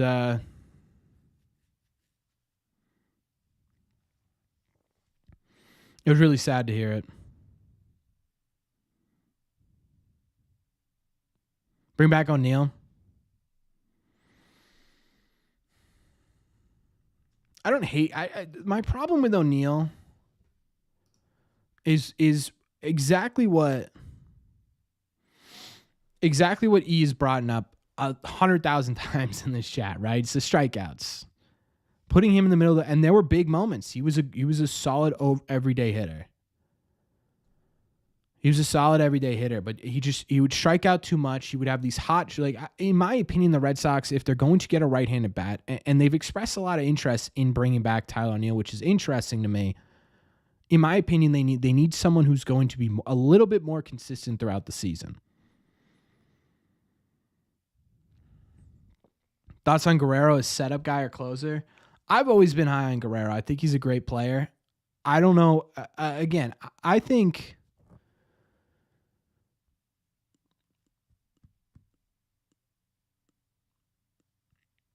I think you get Liam Hendricks back this year, and you at least give him the role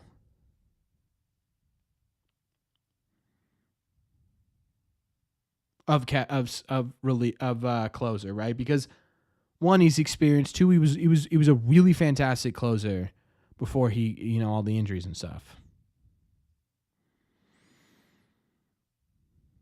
Yeah, but aren't those ifs, Matthew? Weren't you just saying stop talking about ifs? Isn't this a lot of if?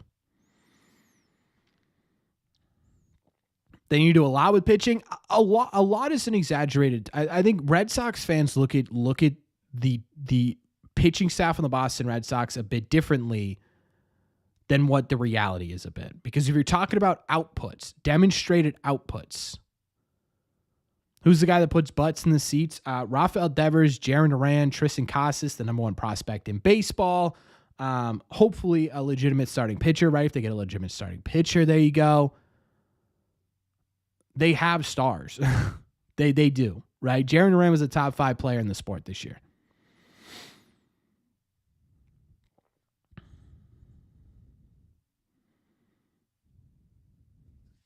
When we're talking about demonstrated output here, Matthew, and you're talking about they need to do a ton.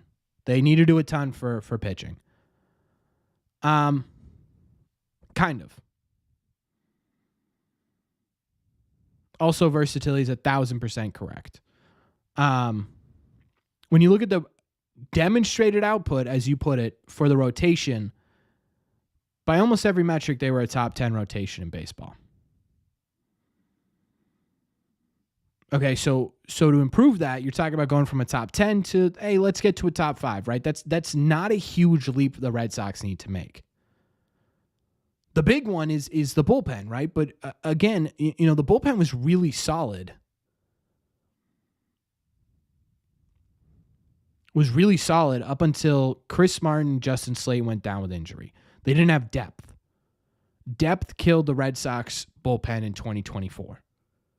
It's just simply like we went over it in the Chris Martin video. And not a ton of people checked in on that one, but I mean that's just Carl. If we're saying Tristan Casas can never be a good player because he's slow and clogs the bases, you have to say the exact same thing about Aaron Judge, about Juan Soto. Like if that is your metric,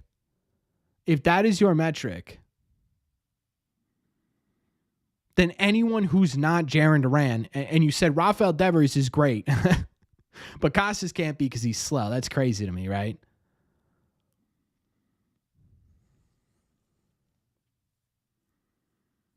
True. Nightbot, Rally Wally, and the cat, and the Rally Cat, they do put butts in seats.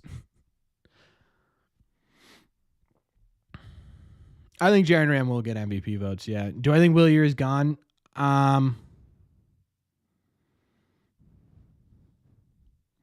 would say if the Red Sox are going to make a trade, a big trade with someone in their outfield, I think Willier's at the top of that list.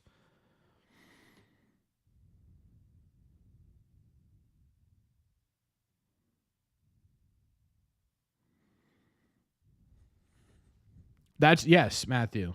That is correct. It equaled a 500 season. And again, the biggest contributors to that were the defense, injuries, and the bullpen. Red Sox trade for Jared Jones. Who do they trade for Jared Jones? Who do they give up? Willier was our most consistent player? No.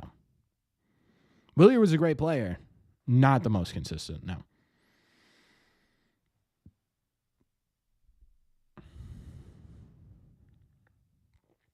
If you trade for Jared Jones, who do you trade with? Like, who do you trade for here? Who do the Pirates say yes to for trading Jared Jones?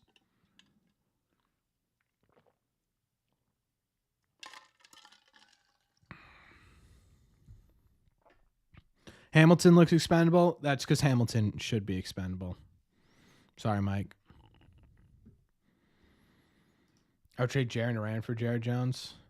Bregman, do the Red Sox go after him? I'd be pretty surprised, man. I'd be pretty surprised.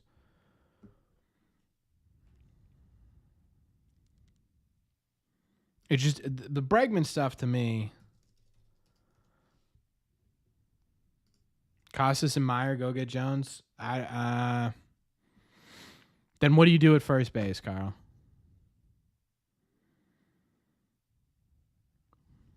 Yeah, Bregman, I wouldn't be mad with at all.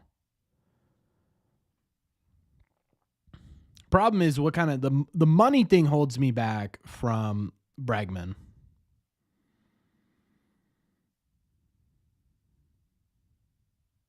Thoughts on the documentary? Loved it. Loved it.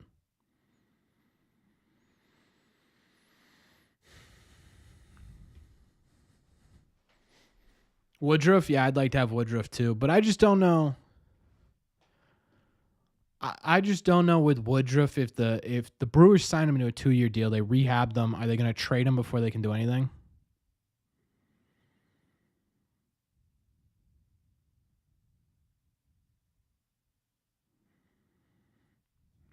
Yeah, I love the documentary. It's so good. Bader? Would I like Harrison Bader? Probably not.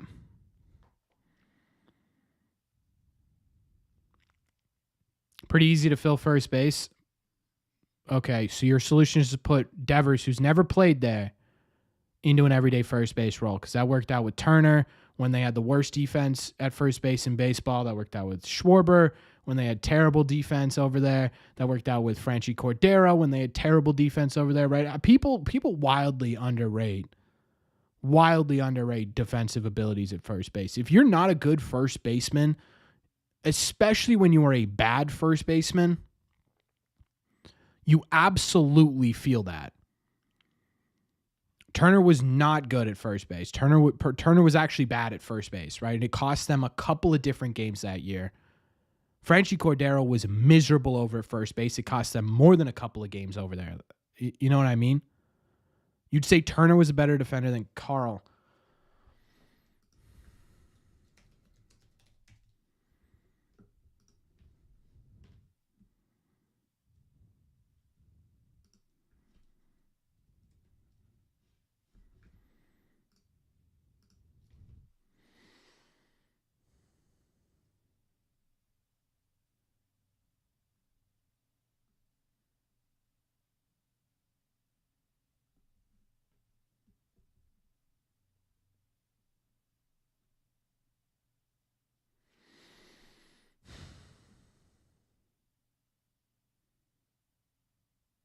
They had a guy last year who was better than... Jeez, dude. Thanks a lot for coming by, Noah. Juan could play first over time. Yeah, I don't know about that.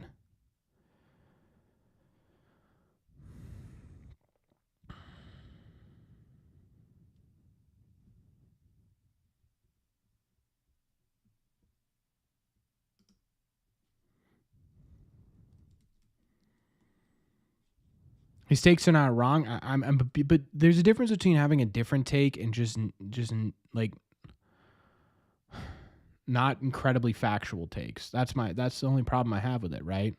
We've agreed on the fact that the Red Sox need a right-handed bat. It was just to the caliber of what. I think we had a good conversation about it. But I think when you start diving into it and you take a look at, hey, what does it mean to have a solid defensive first baseman, and the idea that it's easier to replace a first baseman is a little bit underrated, because again, I think when you talk about defense, if you have a bad defensive first baseman,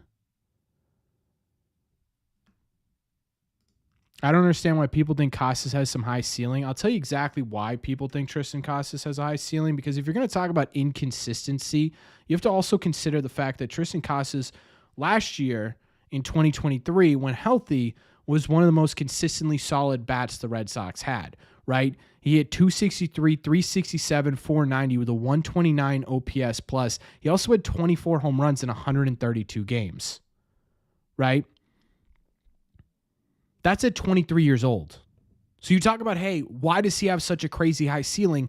Well, it's because he's already, in a full season sample size, been one of the better first baseman hitters in the entire sport. So if he's at 23 in a top 10, top 15 first baseman conversation, well, the ceiling at his peak, which again in baseball is between 27 and 30, has to be a high ceiling, right? It's not about an eye test here. It's about statistics. And if we're taking a look at the statistics and talking about how Tristan Casas could be impactful, there's your answer. Because even if his best seasons and he gives you 25 home runs and an OPS over 850, you're talking about one of the better first basemen in Major League Baseball.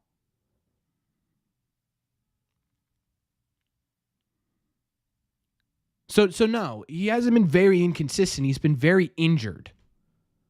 There's a big difference here. There's a difference between being injured and being consistent.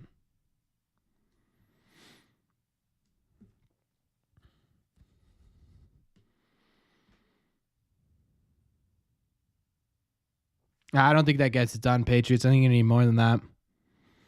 Yeah, I don't love the idea of Connor Wong at first base either.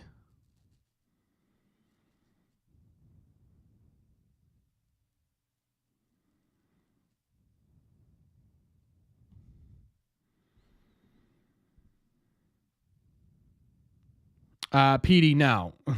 No one should ever be compared to A-Rod at shortstop. Like prime A-Rod at shortstop may have been the best shortstop ever, right?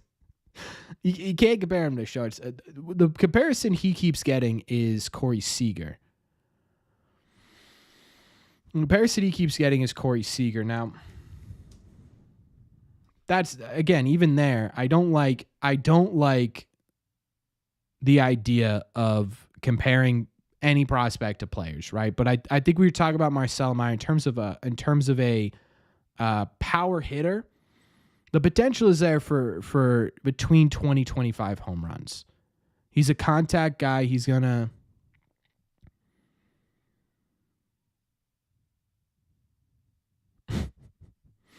under 32 games.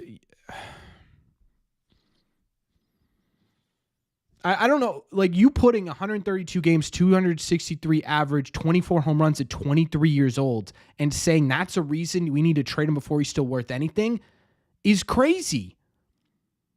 He's an average defender with a well above average bat and a power stroke, and you're sitting there being like, this dude right here, I don't know, guys. This guy can't hold a finger to David fucking Ortiz over here. You know what I mean? Like, what are we doing? What are we talking about here, Carl? You're the only thing that even remotely is negative in this conversation is the injury he had this year.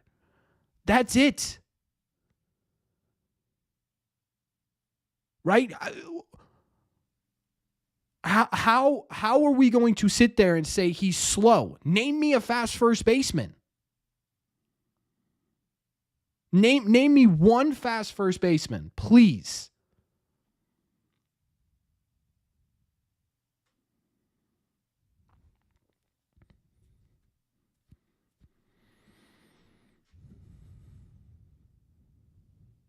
Connor Wong. All right, yeah, you got me. Got me there. Cost would be good if he stops swinging so much. I think the opposite. He needs to swing more. George Scott, honestly, like what George Scott played, 30 years ago? So I've probably more, 40, 50 years ago. So probably not. Dom Smith, true. He did steal home. What do we do about Meyer and Story at shortstop? I think that'll naturally figure itself out, Richard. Cody Bellinger is fast, yeah, but he played first base on occasion, right? What did he do? He did one full season at first base, maybe.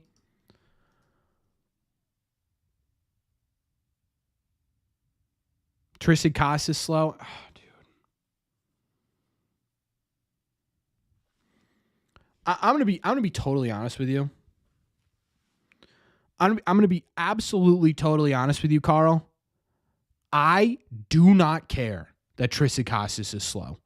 I don't care one bit. Not a single ounce of me is like, man, I wish we had some speed. I wish we had some speed on this Red Sox team. It's pretty slow. I wish we had some speed, right? Like,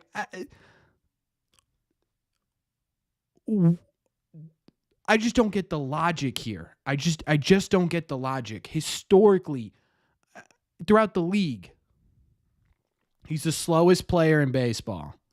He's the slowest player in baseball is exactly what you said, right? Slowest player in baseball. Carl, I just don't care. Right? I just I just don't care. I don't care that he is in the first percentile in speed. I just don't. Right? I can't sit here. I just can't. I can't sit here and say, man, they need to get faster at first base. Right? I just can't sit here and say that.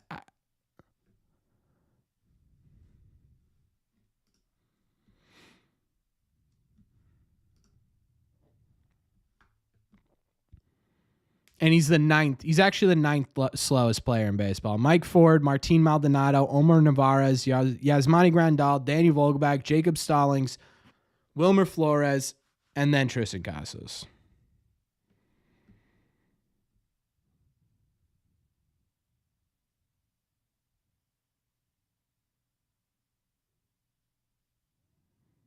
Yeah, but he also walked.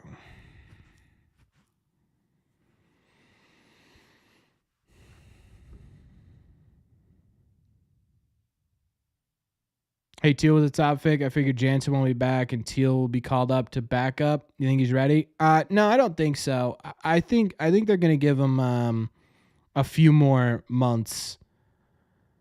A few more months in the minor leagues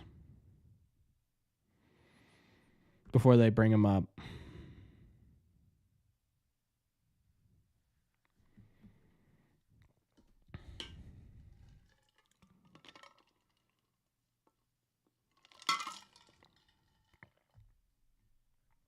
Tommy Harper.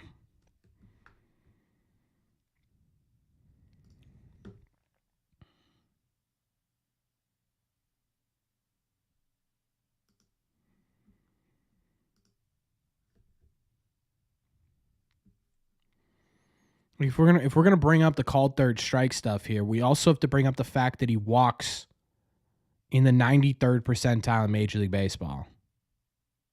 Right? He hits balls harder than 90%. Than 90% of Major League Baseball. His bat speed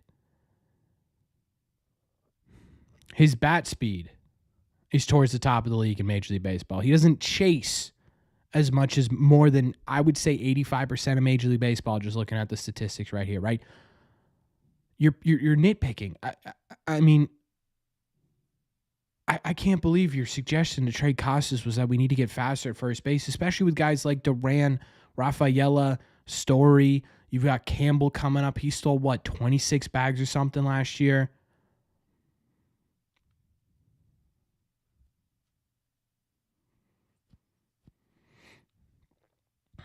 Whatever the catcher who played during spring training, great D. They said, is that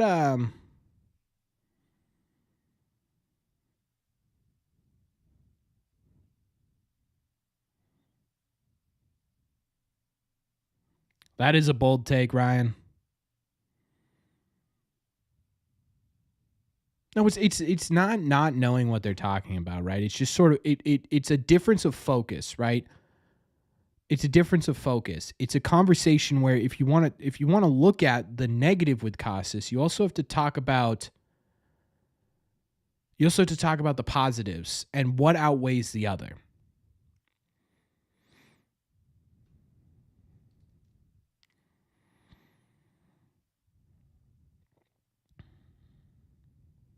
First base is notably a speed position. I can't believe we've never thought of this, Chad. Why don't we have a first baseman that can steal 50 bags?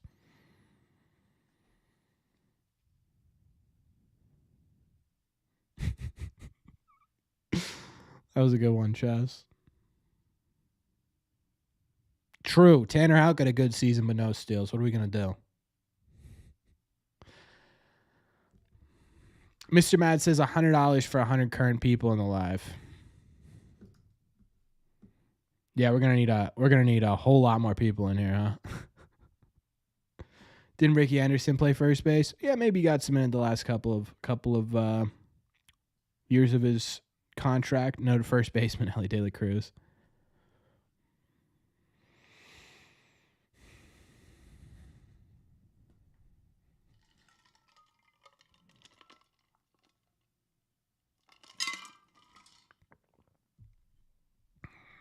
Luis Severino, Caleb Ferguson, maybe I would be so upset if they got to roll this Chapman. That'd be so dumb. Walker Buehler. I don't hate the idea of Walker Buehler. I'm curious as to what his projected. I'm really curious as to what his projected contract's going to look like.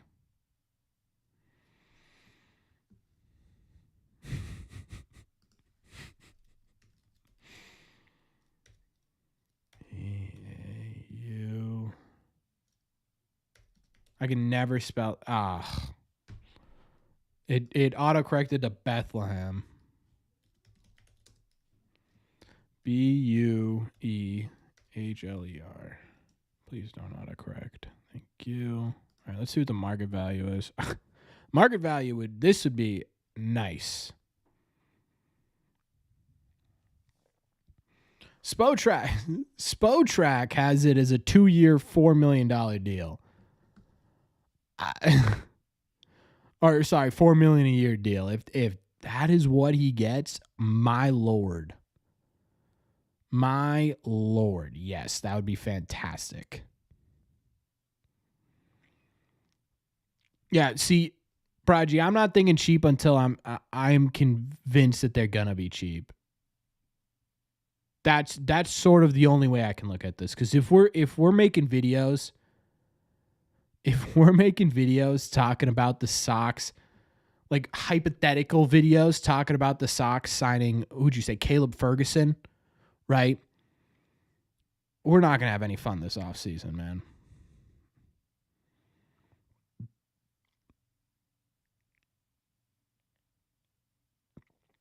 Any word on the Sox hiring Mike Napoli? I haven't heard anything. They're obviously going to, I would assume they're looking into it, right? You have so many 13 connections on this team. Mike Napoli will replace. Look, I love Mike Napoli. He had some great seasons. Obviously, 2013 for the Sox was incredible, running shirtless through the streets. But if we're talking about fixing the Red Sox strikeout issues,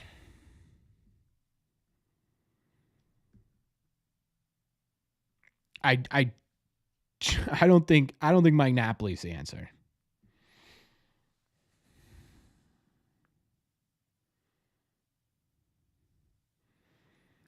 Ryan, in my opinion, that's a lot to give up, especially if you're going to take on the Luis Castillo contract.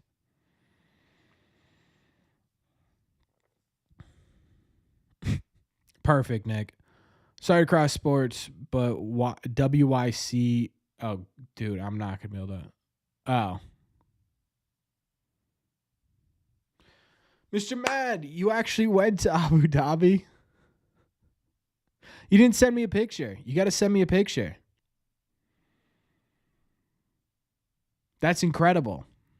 Red Sea Radio made it to Abu Dhabi.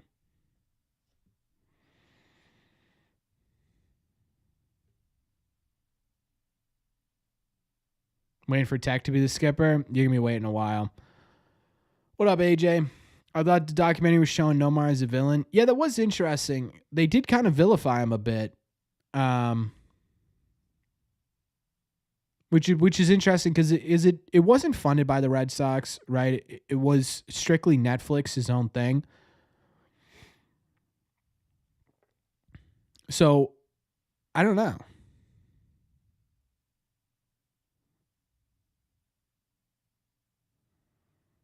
Will there be Red Sea Radio in Spanish?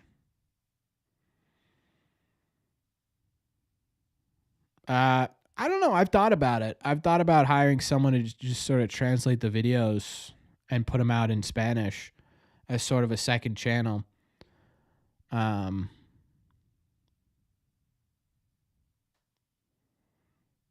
don't know. Got dozens of picks. Send them over, man. Send them over immediately.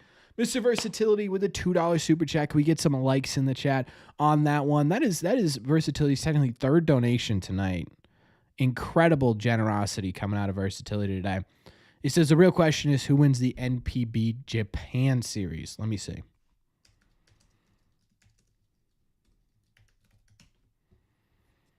Let me see who's in it.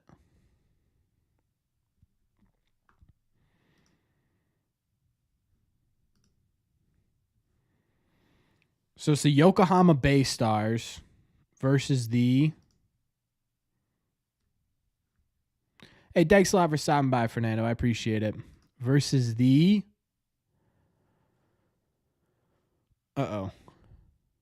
Fukuyuka. I botched that. Hawks.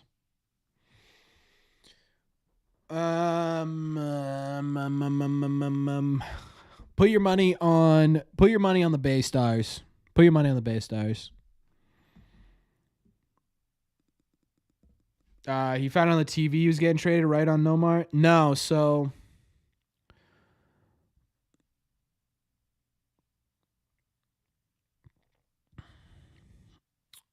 on the everyone's saying Bay Stars. Or no, everyone's saying Hawks. No, there's a couple. So Nomar found out through the trade. They went in the locker room and thought about it. He found out about the Alex Rodriguez trade that never went through.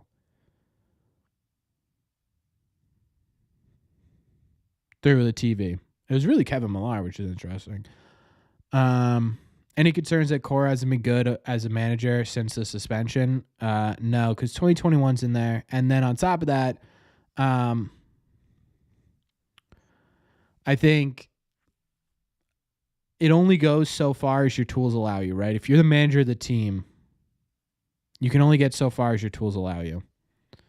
And if your best tools break down, you're stuck using a tool you weren't necessarily supposed to use in that position to begin with, it can only get you so far. So no, I don't think Cora's been bad.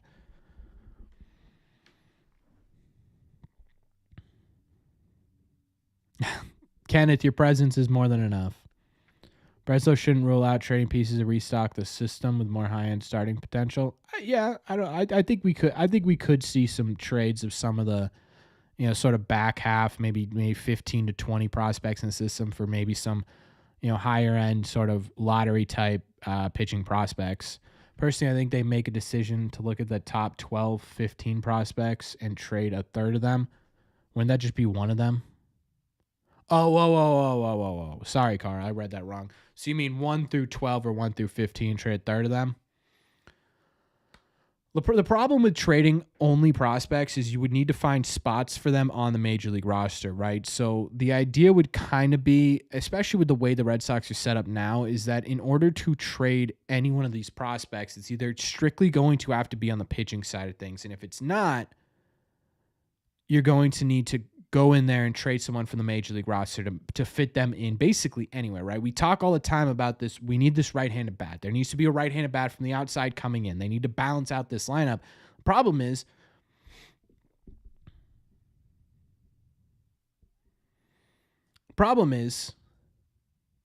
right, there's no perfect fit. Anyone that you want to bring in is going to have to maneuver something to get it done, right? Talk about, are you going to mix up the infield? Are you going to mix up the outfield? Are you going to mix up the D? Like, something needs to happen in order for them to fit anyone on this team. So, while yes, I think, you need to utilize your farm system now when it's at a high level to get better at the major league level, you also need to consider the fact that they need to also make room at the major league level to make that happen.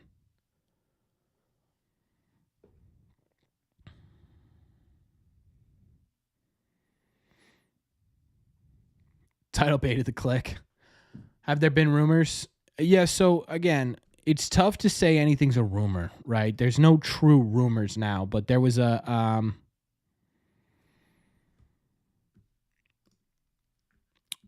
conversation that another YouTuber had about the possibility of trading of the Braves trading for Trevor Story, and it caught fire a bit. There was a lot of conversations about the idea of the Red Sox trading Trevor Story as a salary dump to the Atlanta Braves, right? So we sort of had this conversation of what would that mean for the Red Sox? Well, I mean, yes, it would in some ways be beneficial. You'd be able to get rid of a contract that's sort of been sunk costs at this point, but I think you look at it a little bit bigger, and it in my opinion, it doesn't make a ton of sense for the Red Sox to just dump Trevor Story's salary.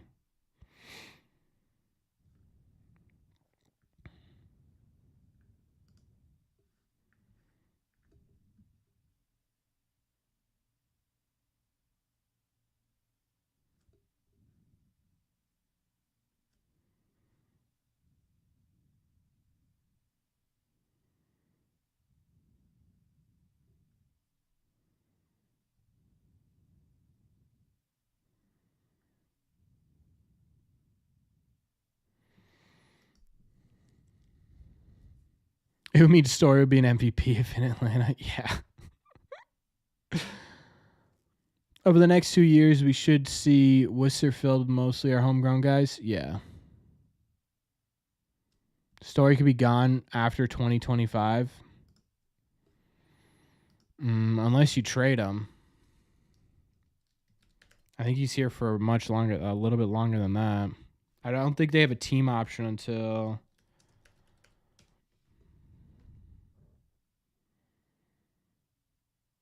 Oh, he's got a player opt out. Yeah, right. If he's going to get more than $25 million, I don't think so.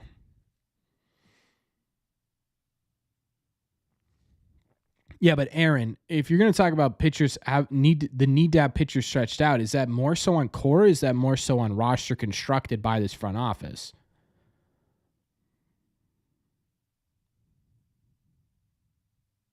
Who do I got in the World Series? It has to be the Dodgers. I just simply cannot allow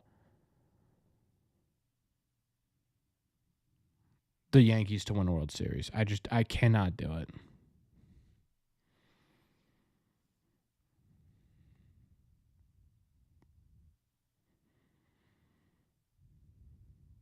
Nick Lodolo, Abreu and Hamilton, and Wickelman.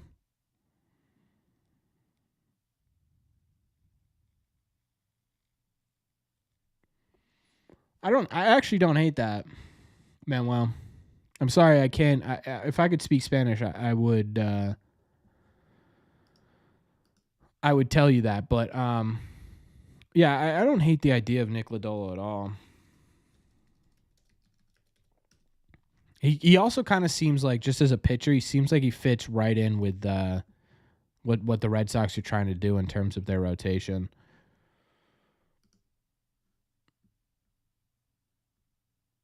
Yeah, I don't think Story opts out after next year. Did Lodolo end up getting surgery, or was that just sort of, hey, we're just going to give you a bunch of rest? Does anyone know? I think we re-signed Sims. I think there's a possibility. I wouldn't be surprised if they didn't re-sign Sims. Yeah, Lodolo doesn't have a ton of value right now, at least according to MLB trade values, but I would love Andrew Abbott. With Meyer coming up at some point next year, do you move Story to second base? What would this mean for Christian Campbell? Middle finger surgery for Lodolo. When did he get that surgery, AT? Do you know? Sims is a bum. He just had a bad couple of games with the Red Sox, and he got hurt. I don't think that really makes him a bum. I think Story...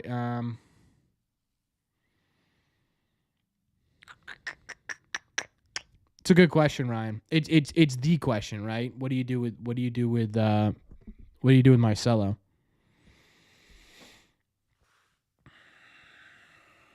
I don't know.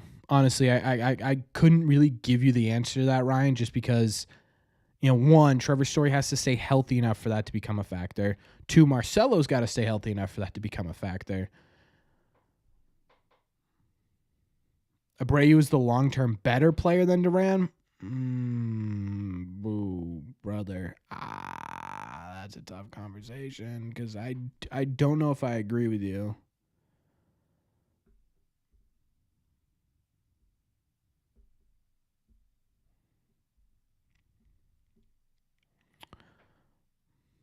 Is Marcelo injury prone? I don't think so. I wouldn't call him injury prone yet. Now Corbin, what if we tried bringing Jordan Montgomery if we try the cheap way? I mean, look, if they're hell bent on not spending money, fine, right? Lodolo hasn't had surgery yet. So does that mean surgery's coming? I would go Matthew Abbott. I really like his potential. But dude, he was so bad this season. So bad. And it's not like he had like a good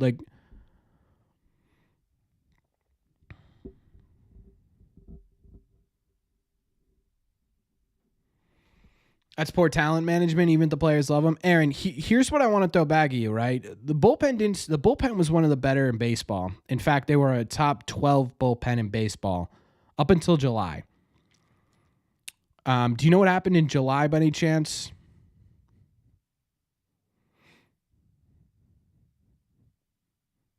I'll just answer because I mean making you type it out would be annoying. Chris Martin and Justin Slade went down at the same time. On top of that, Brendan Bernardino pitched so many innings he blew himself out. Right? So you take those three factors, and all of a sudden, of your top three guys in the bullpen, two of them are injured. Let's go top four. We'll throw Kenley in there. Of your top three guys in the bullpen, coming out of July,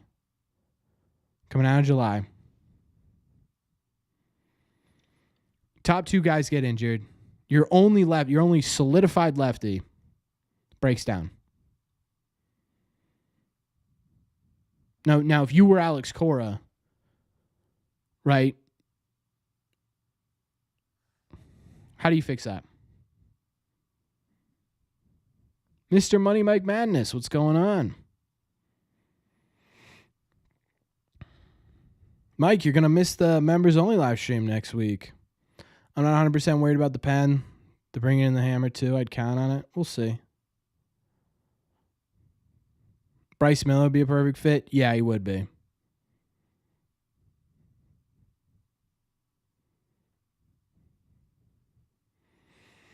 I'm wondering if you could trade Massa and convince Teoscar to come here.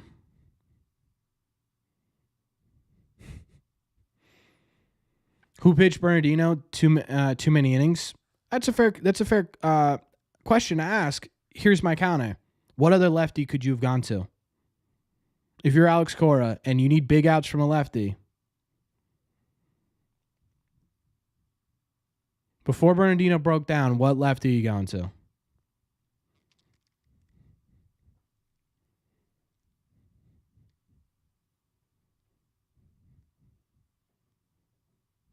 The other question you asked is why is every solution a bullpen game?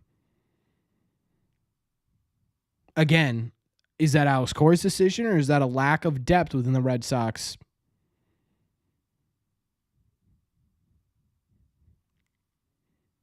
System. Would love Teoscar for the Sox. Yeah, Teoscar. If we're talking about number one pitching target, number one overall target is Max Fried, in my opinion. But if we're talking about offensively, I think it has to be Teoscar, man. He's playing himself into a nice contract. I was just messing with you, Mike. But welcome back to the box seats, my friend. Yeah, it should be fun next week for members. I'm still doing we'll still do a public live stream. It'll be our power hour. Teoscar's also free. I mean, no, right? He's playing himself into a nice contract for sure. For sure. Oh, only costs money. I see what you mean. Yes. Right, that was the problem, Matthew, right? There was just you didn't have the successful depth.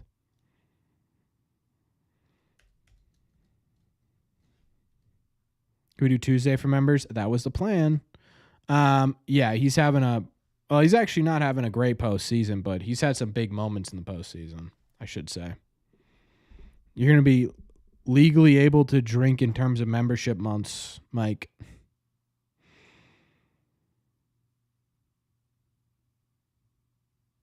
The Red Seat Radio ruckus. Yeah, we're causing a whole lot of ruckus.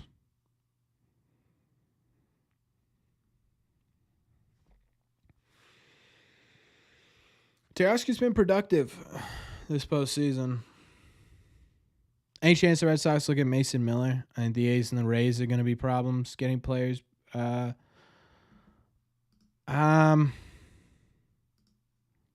Miller is going to cost a lot. Let me see here. Let me go to the Athletics. Let's see. So they had baseball trade values has them at $53 million. Yeah, I don't know, man.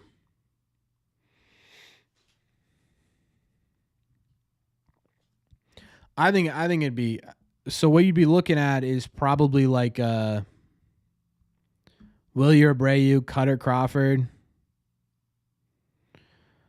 I mean, hypothetically on this, it'd be Willie Abreu, Cutter Crawford, and then like a lower level guy. I think it would probably have to take Teal or Meyer to get that done. I don't love that.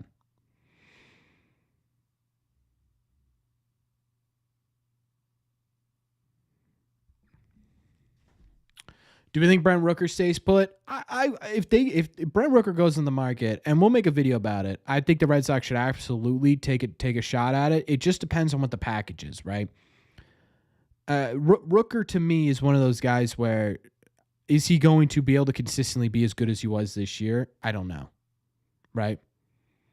Teal or Meyer to get Mason Miller, yeah, you could do that. I don't love the idea of sending over a top 10 prospect for a reliever.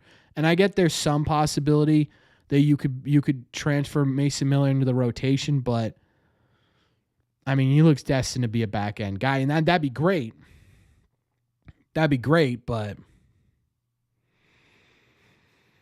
I think you can get a solid closer without having to give up a top 10. Like if you're going to use a top 10 prospect in baseball to trade for anybody, in my opinion, it should be for a starting pitcher. Yeah, the Rays and A's will absolutely have issues signing players. Devin Williams, I don't think is a free agent, which means you'd have to trade for him. And there's oops, I just did Devin Williams on the Celtics, just sort of. Yeah, he's got a club option, and they're absolutely taking that. So I don't know. I don't think Williams will be a realistic option. Oh, I see, AT. Yeah, that's probably in the area of what you need to get him, and then probably else. Like, right, it wouldn't just be one for one. It would be more than that. Imagine the Dodgers just moved back to Brooklyn out of nowhere. Yeah, that'd be crazy. What picture isn't an injury risk? Yeah, that's the conversation, I think. Wait, what? Does he have deferred money?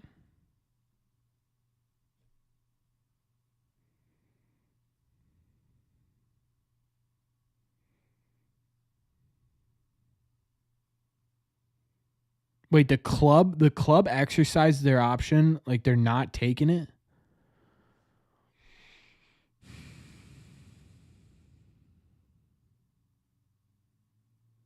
Making guys have enough endurance to go 5 innings. The Red Sox didn't have a problem going 5 innings this season. That wasn't the issue. Again, you're talking about the rotation. It was a top 10 rotation in baseball this year. It was like 9 or 8. Let me get the actual statistic for you. Like sometimes I feel like people just sort of see 1 or 2 bad games and they're like, "Oh, Core's been doing this all year." You know what I mean? ERA wise, the Red Sox had the 7th best ERA in baseball this year from their starters. So that's not the problem. The conditioning programs aren't also necessarily set up by the manager. It's mostly set up by the organization itself.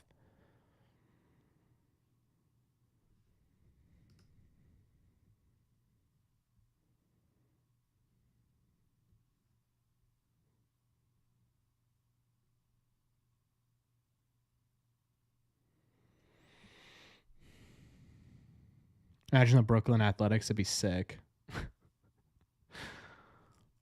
The Brooklyn Athletics would be really cool, but having 3 teams in New York would drive me just crazy.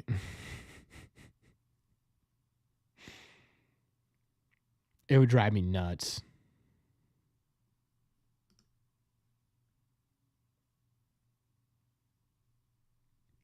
Devin Williams is so good.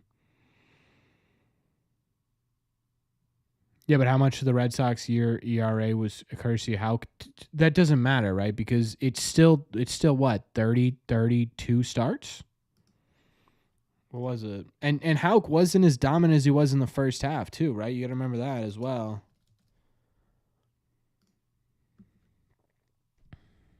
Still 30 starts, right? It's tough to just take out 30 starts and be like, "Yep, the rest of the team was bad." You know what I mean? Like, I don't know.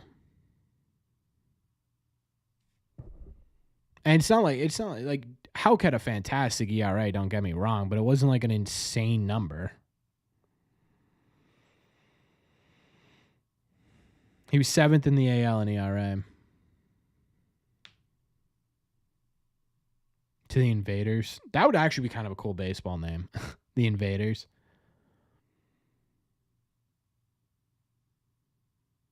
Yeah, kind of wild. Vegas just doesn't want the Athletics. Like they're like, please God, no. And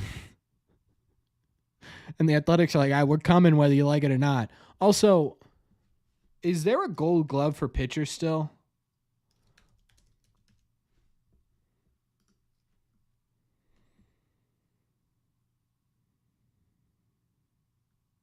Yeah, it felt good a bit, Kevin, but now it's like, man, I really don't want him to get shelled because that means the Yankees are doing well. How did Tanner Houck not get Tanner Houck? How was he not nominated for Defensive Gold Glove? He had the best fielding percentage as a pitcher. He had the most putouts as a pitcher. That's great. That is an absolute ripoff.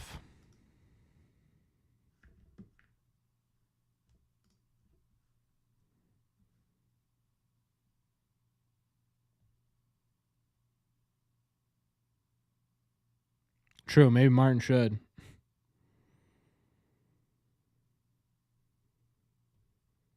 I mean, that's just crazy.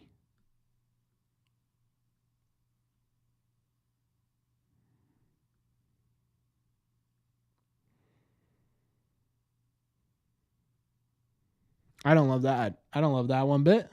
I don't love that one bit. Over a Josh Baggett type trade. Yeah, that's the idea, right?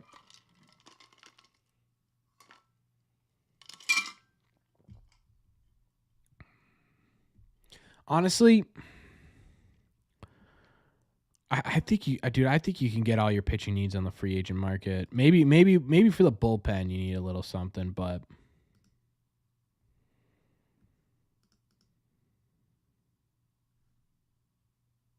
can I get any support? Yeah. I mean, yeah. I think that's just a true statement.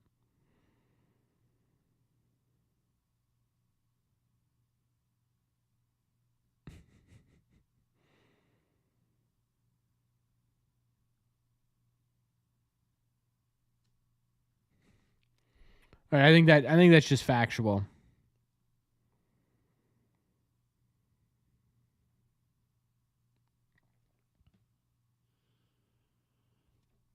Yeah, I mean, you have depth in the starting position. You have depth in the starting position. It's about the top level at this point. Yeah, Mike Lowell. You know, that's why like people hated the Nolan Arenado idea. I think it's because of the money. But you look at Mike Lowell, right? And he was, he was down. He was getting older. There were questions about whether or not he'd even be in the league in 3 years. And he ended up being one of the more important players on the Red Sox during those runs in 2007. And, when they were supposed to repeat in 2000, what was that, 2008? You know what I mean? Like he was an important player on this Red Sox team.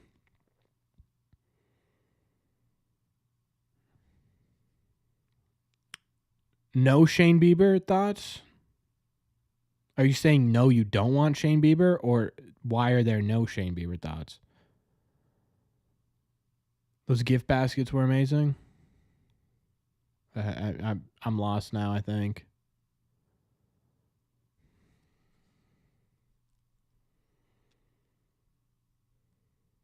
Oh, why are there no thoughts? We'll definitely talk about. We will absolutely talk about Shane Bieber at some point this year, or at some point this off. I have a list of about. I still write it down, which is stupid because sometimes I'll forget to bring it places.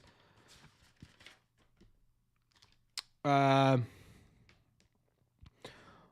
2, 3, 4, 5, 6, 7, 8, 9, 10, 11, 12, 13. This is just a preliminary list. 14 players we're going to talk about in terms of guys that we could possibly target.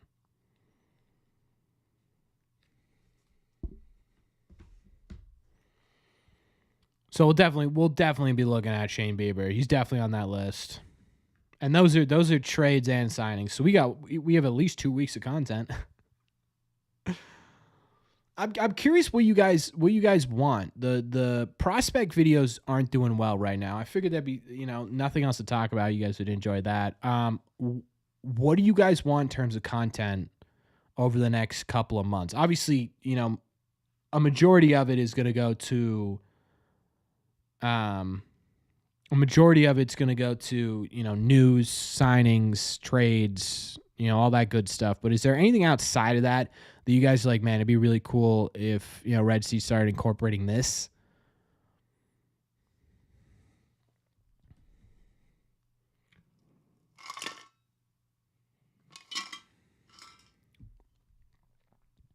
Just out of curiosity, if there's anything you guys are like, man, this would take it to the next level. I'm going to be doing some hot takes. Hypothetical trade packet. Yeah, we'll be doing. We're doing at least 3 of those a week right now. We'll be doing more. Review the doc. I've been thinking about doing that. The problem is, how am I gonna figure out a way? I wanted to do a live party watch of it. The problem is one, it's like a 4 hour. If you watch all 3 parts, like 4 hours.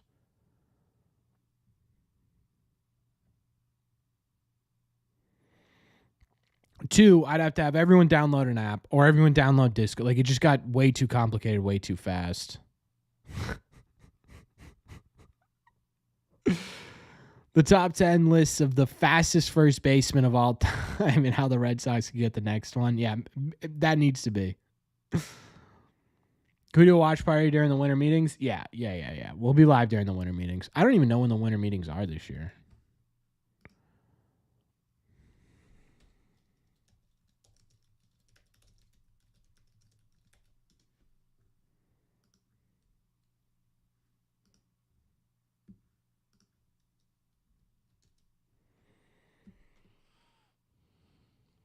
December 8th through 12th? Yeah, we'll be live during that.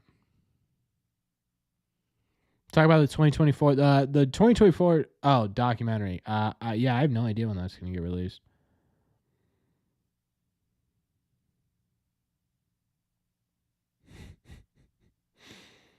All right, chat.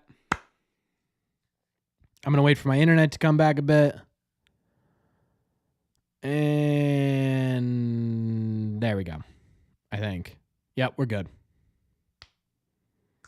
How the Sox 1.22. Yeah, we'll talk about the draft as well. The problem is a lot of the stuff that I'm planning on talking about, we're just gonna have to be patient with, right? I like talking about. Right now we're sort of going through the roster in terms of potential trade possibilities and stuff like that. But talking about all this stuff, it's just like all that's going to have to wait until it's timely, until it makes sense to talk about it, right? But either way, guys, I think we're going to call it here for the night. It was a great live stream. Shout out Versatility. Always incredibly generous with his finances with this channel. For you guys, for me, it's been incredible. Have I been playing the show at all lately? Yeah. Now that we got an off season, right? I've got so much time. I'm like, what do I do with myself after I get off of work now? I have no idea.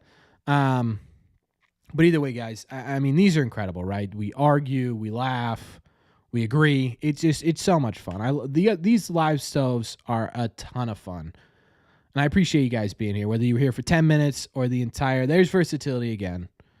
Just being unbelievably generous. Isaiah, Tryhard getting one. Maddie gets one. 5 for the road. Jorge gets one. Who's the last person? Colby gets one. All of you guys will be invited to the members only live stream next week. We're going to be giving away some stuff. And now you're entered for free, which is kind of cool. But either way, I really appreciate you guys being here, man. Can we get some claps to the chat for Versatility before we get out of here? If you're new here and you enjoyed yourself tonight, whether you agreed or disagreed, do me a favor, hit that subscribe button. We talk Sox basically every day, even when there's no Red Sox news to talk about. As always, if you want to help this video out, best way to do that is to hit that like button. Helps these out a ton. Why did I say you'll miss it? Because you weren't re-upped on your members page there, Mike. I thought maybe you were all done with the trivia stuff, although this one will be fun. But either way, guys, again, I really appreciate you being here. It really means a lot to me that you guys stick around for this kind of stuff. I have so much fun doing it. It always blows my mind that people show up to these things. So thank you all so much for being here. And as always, folks, I will see you in the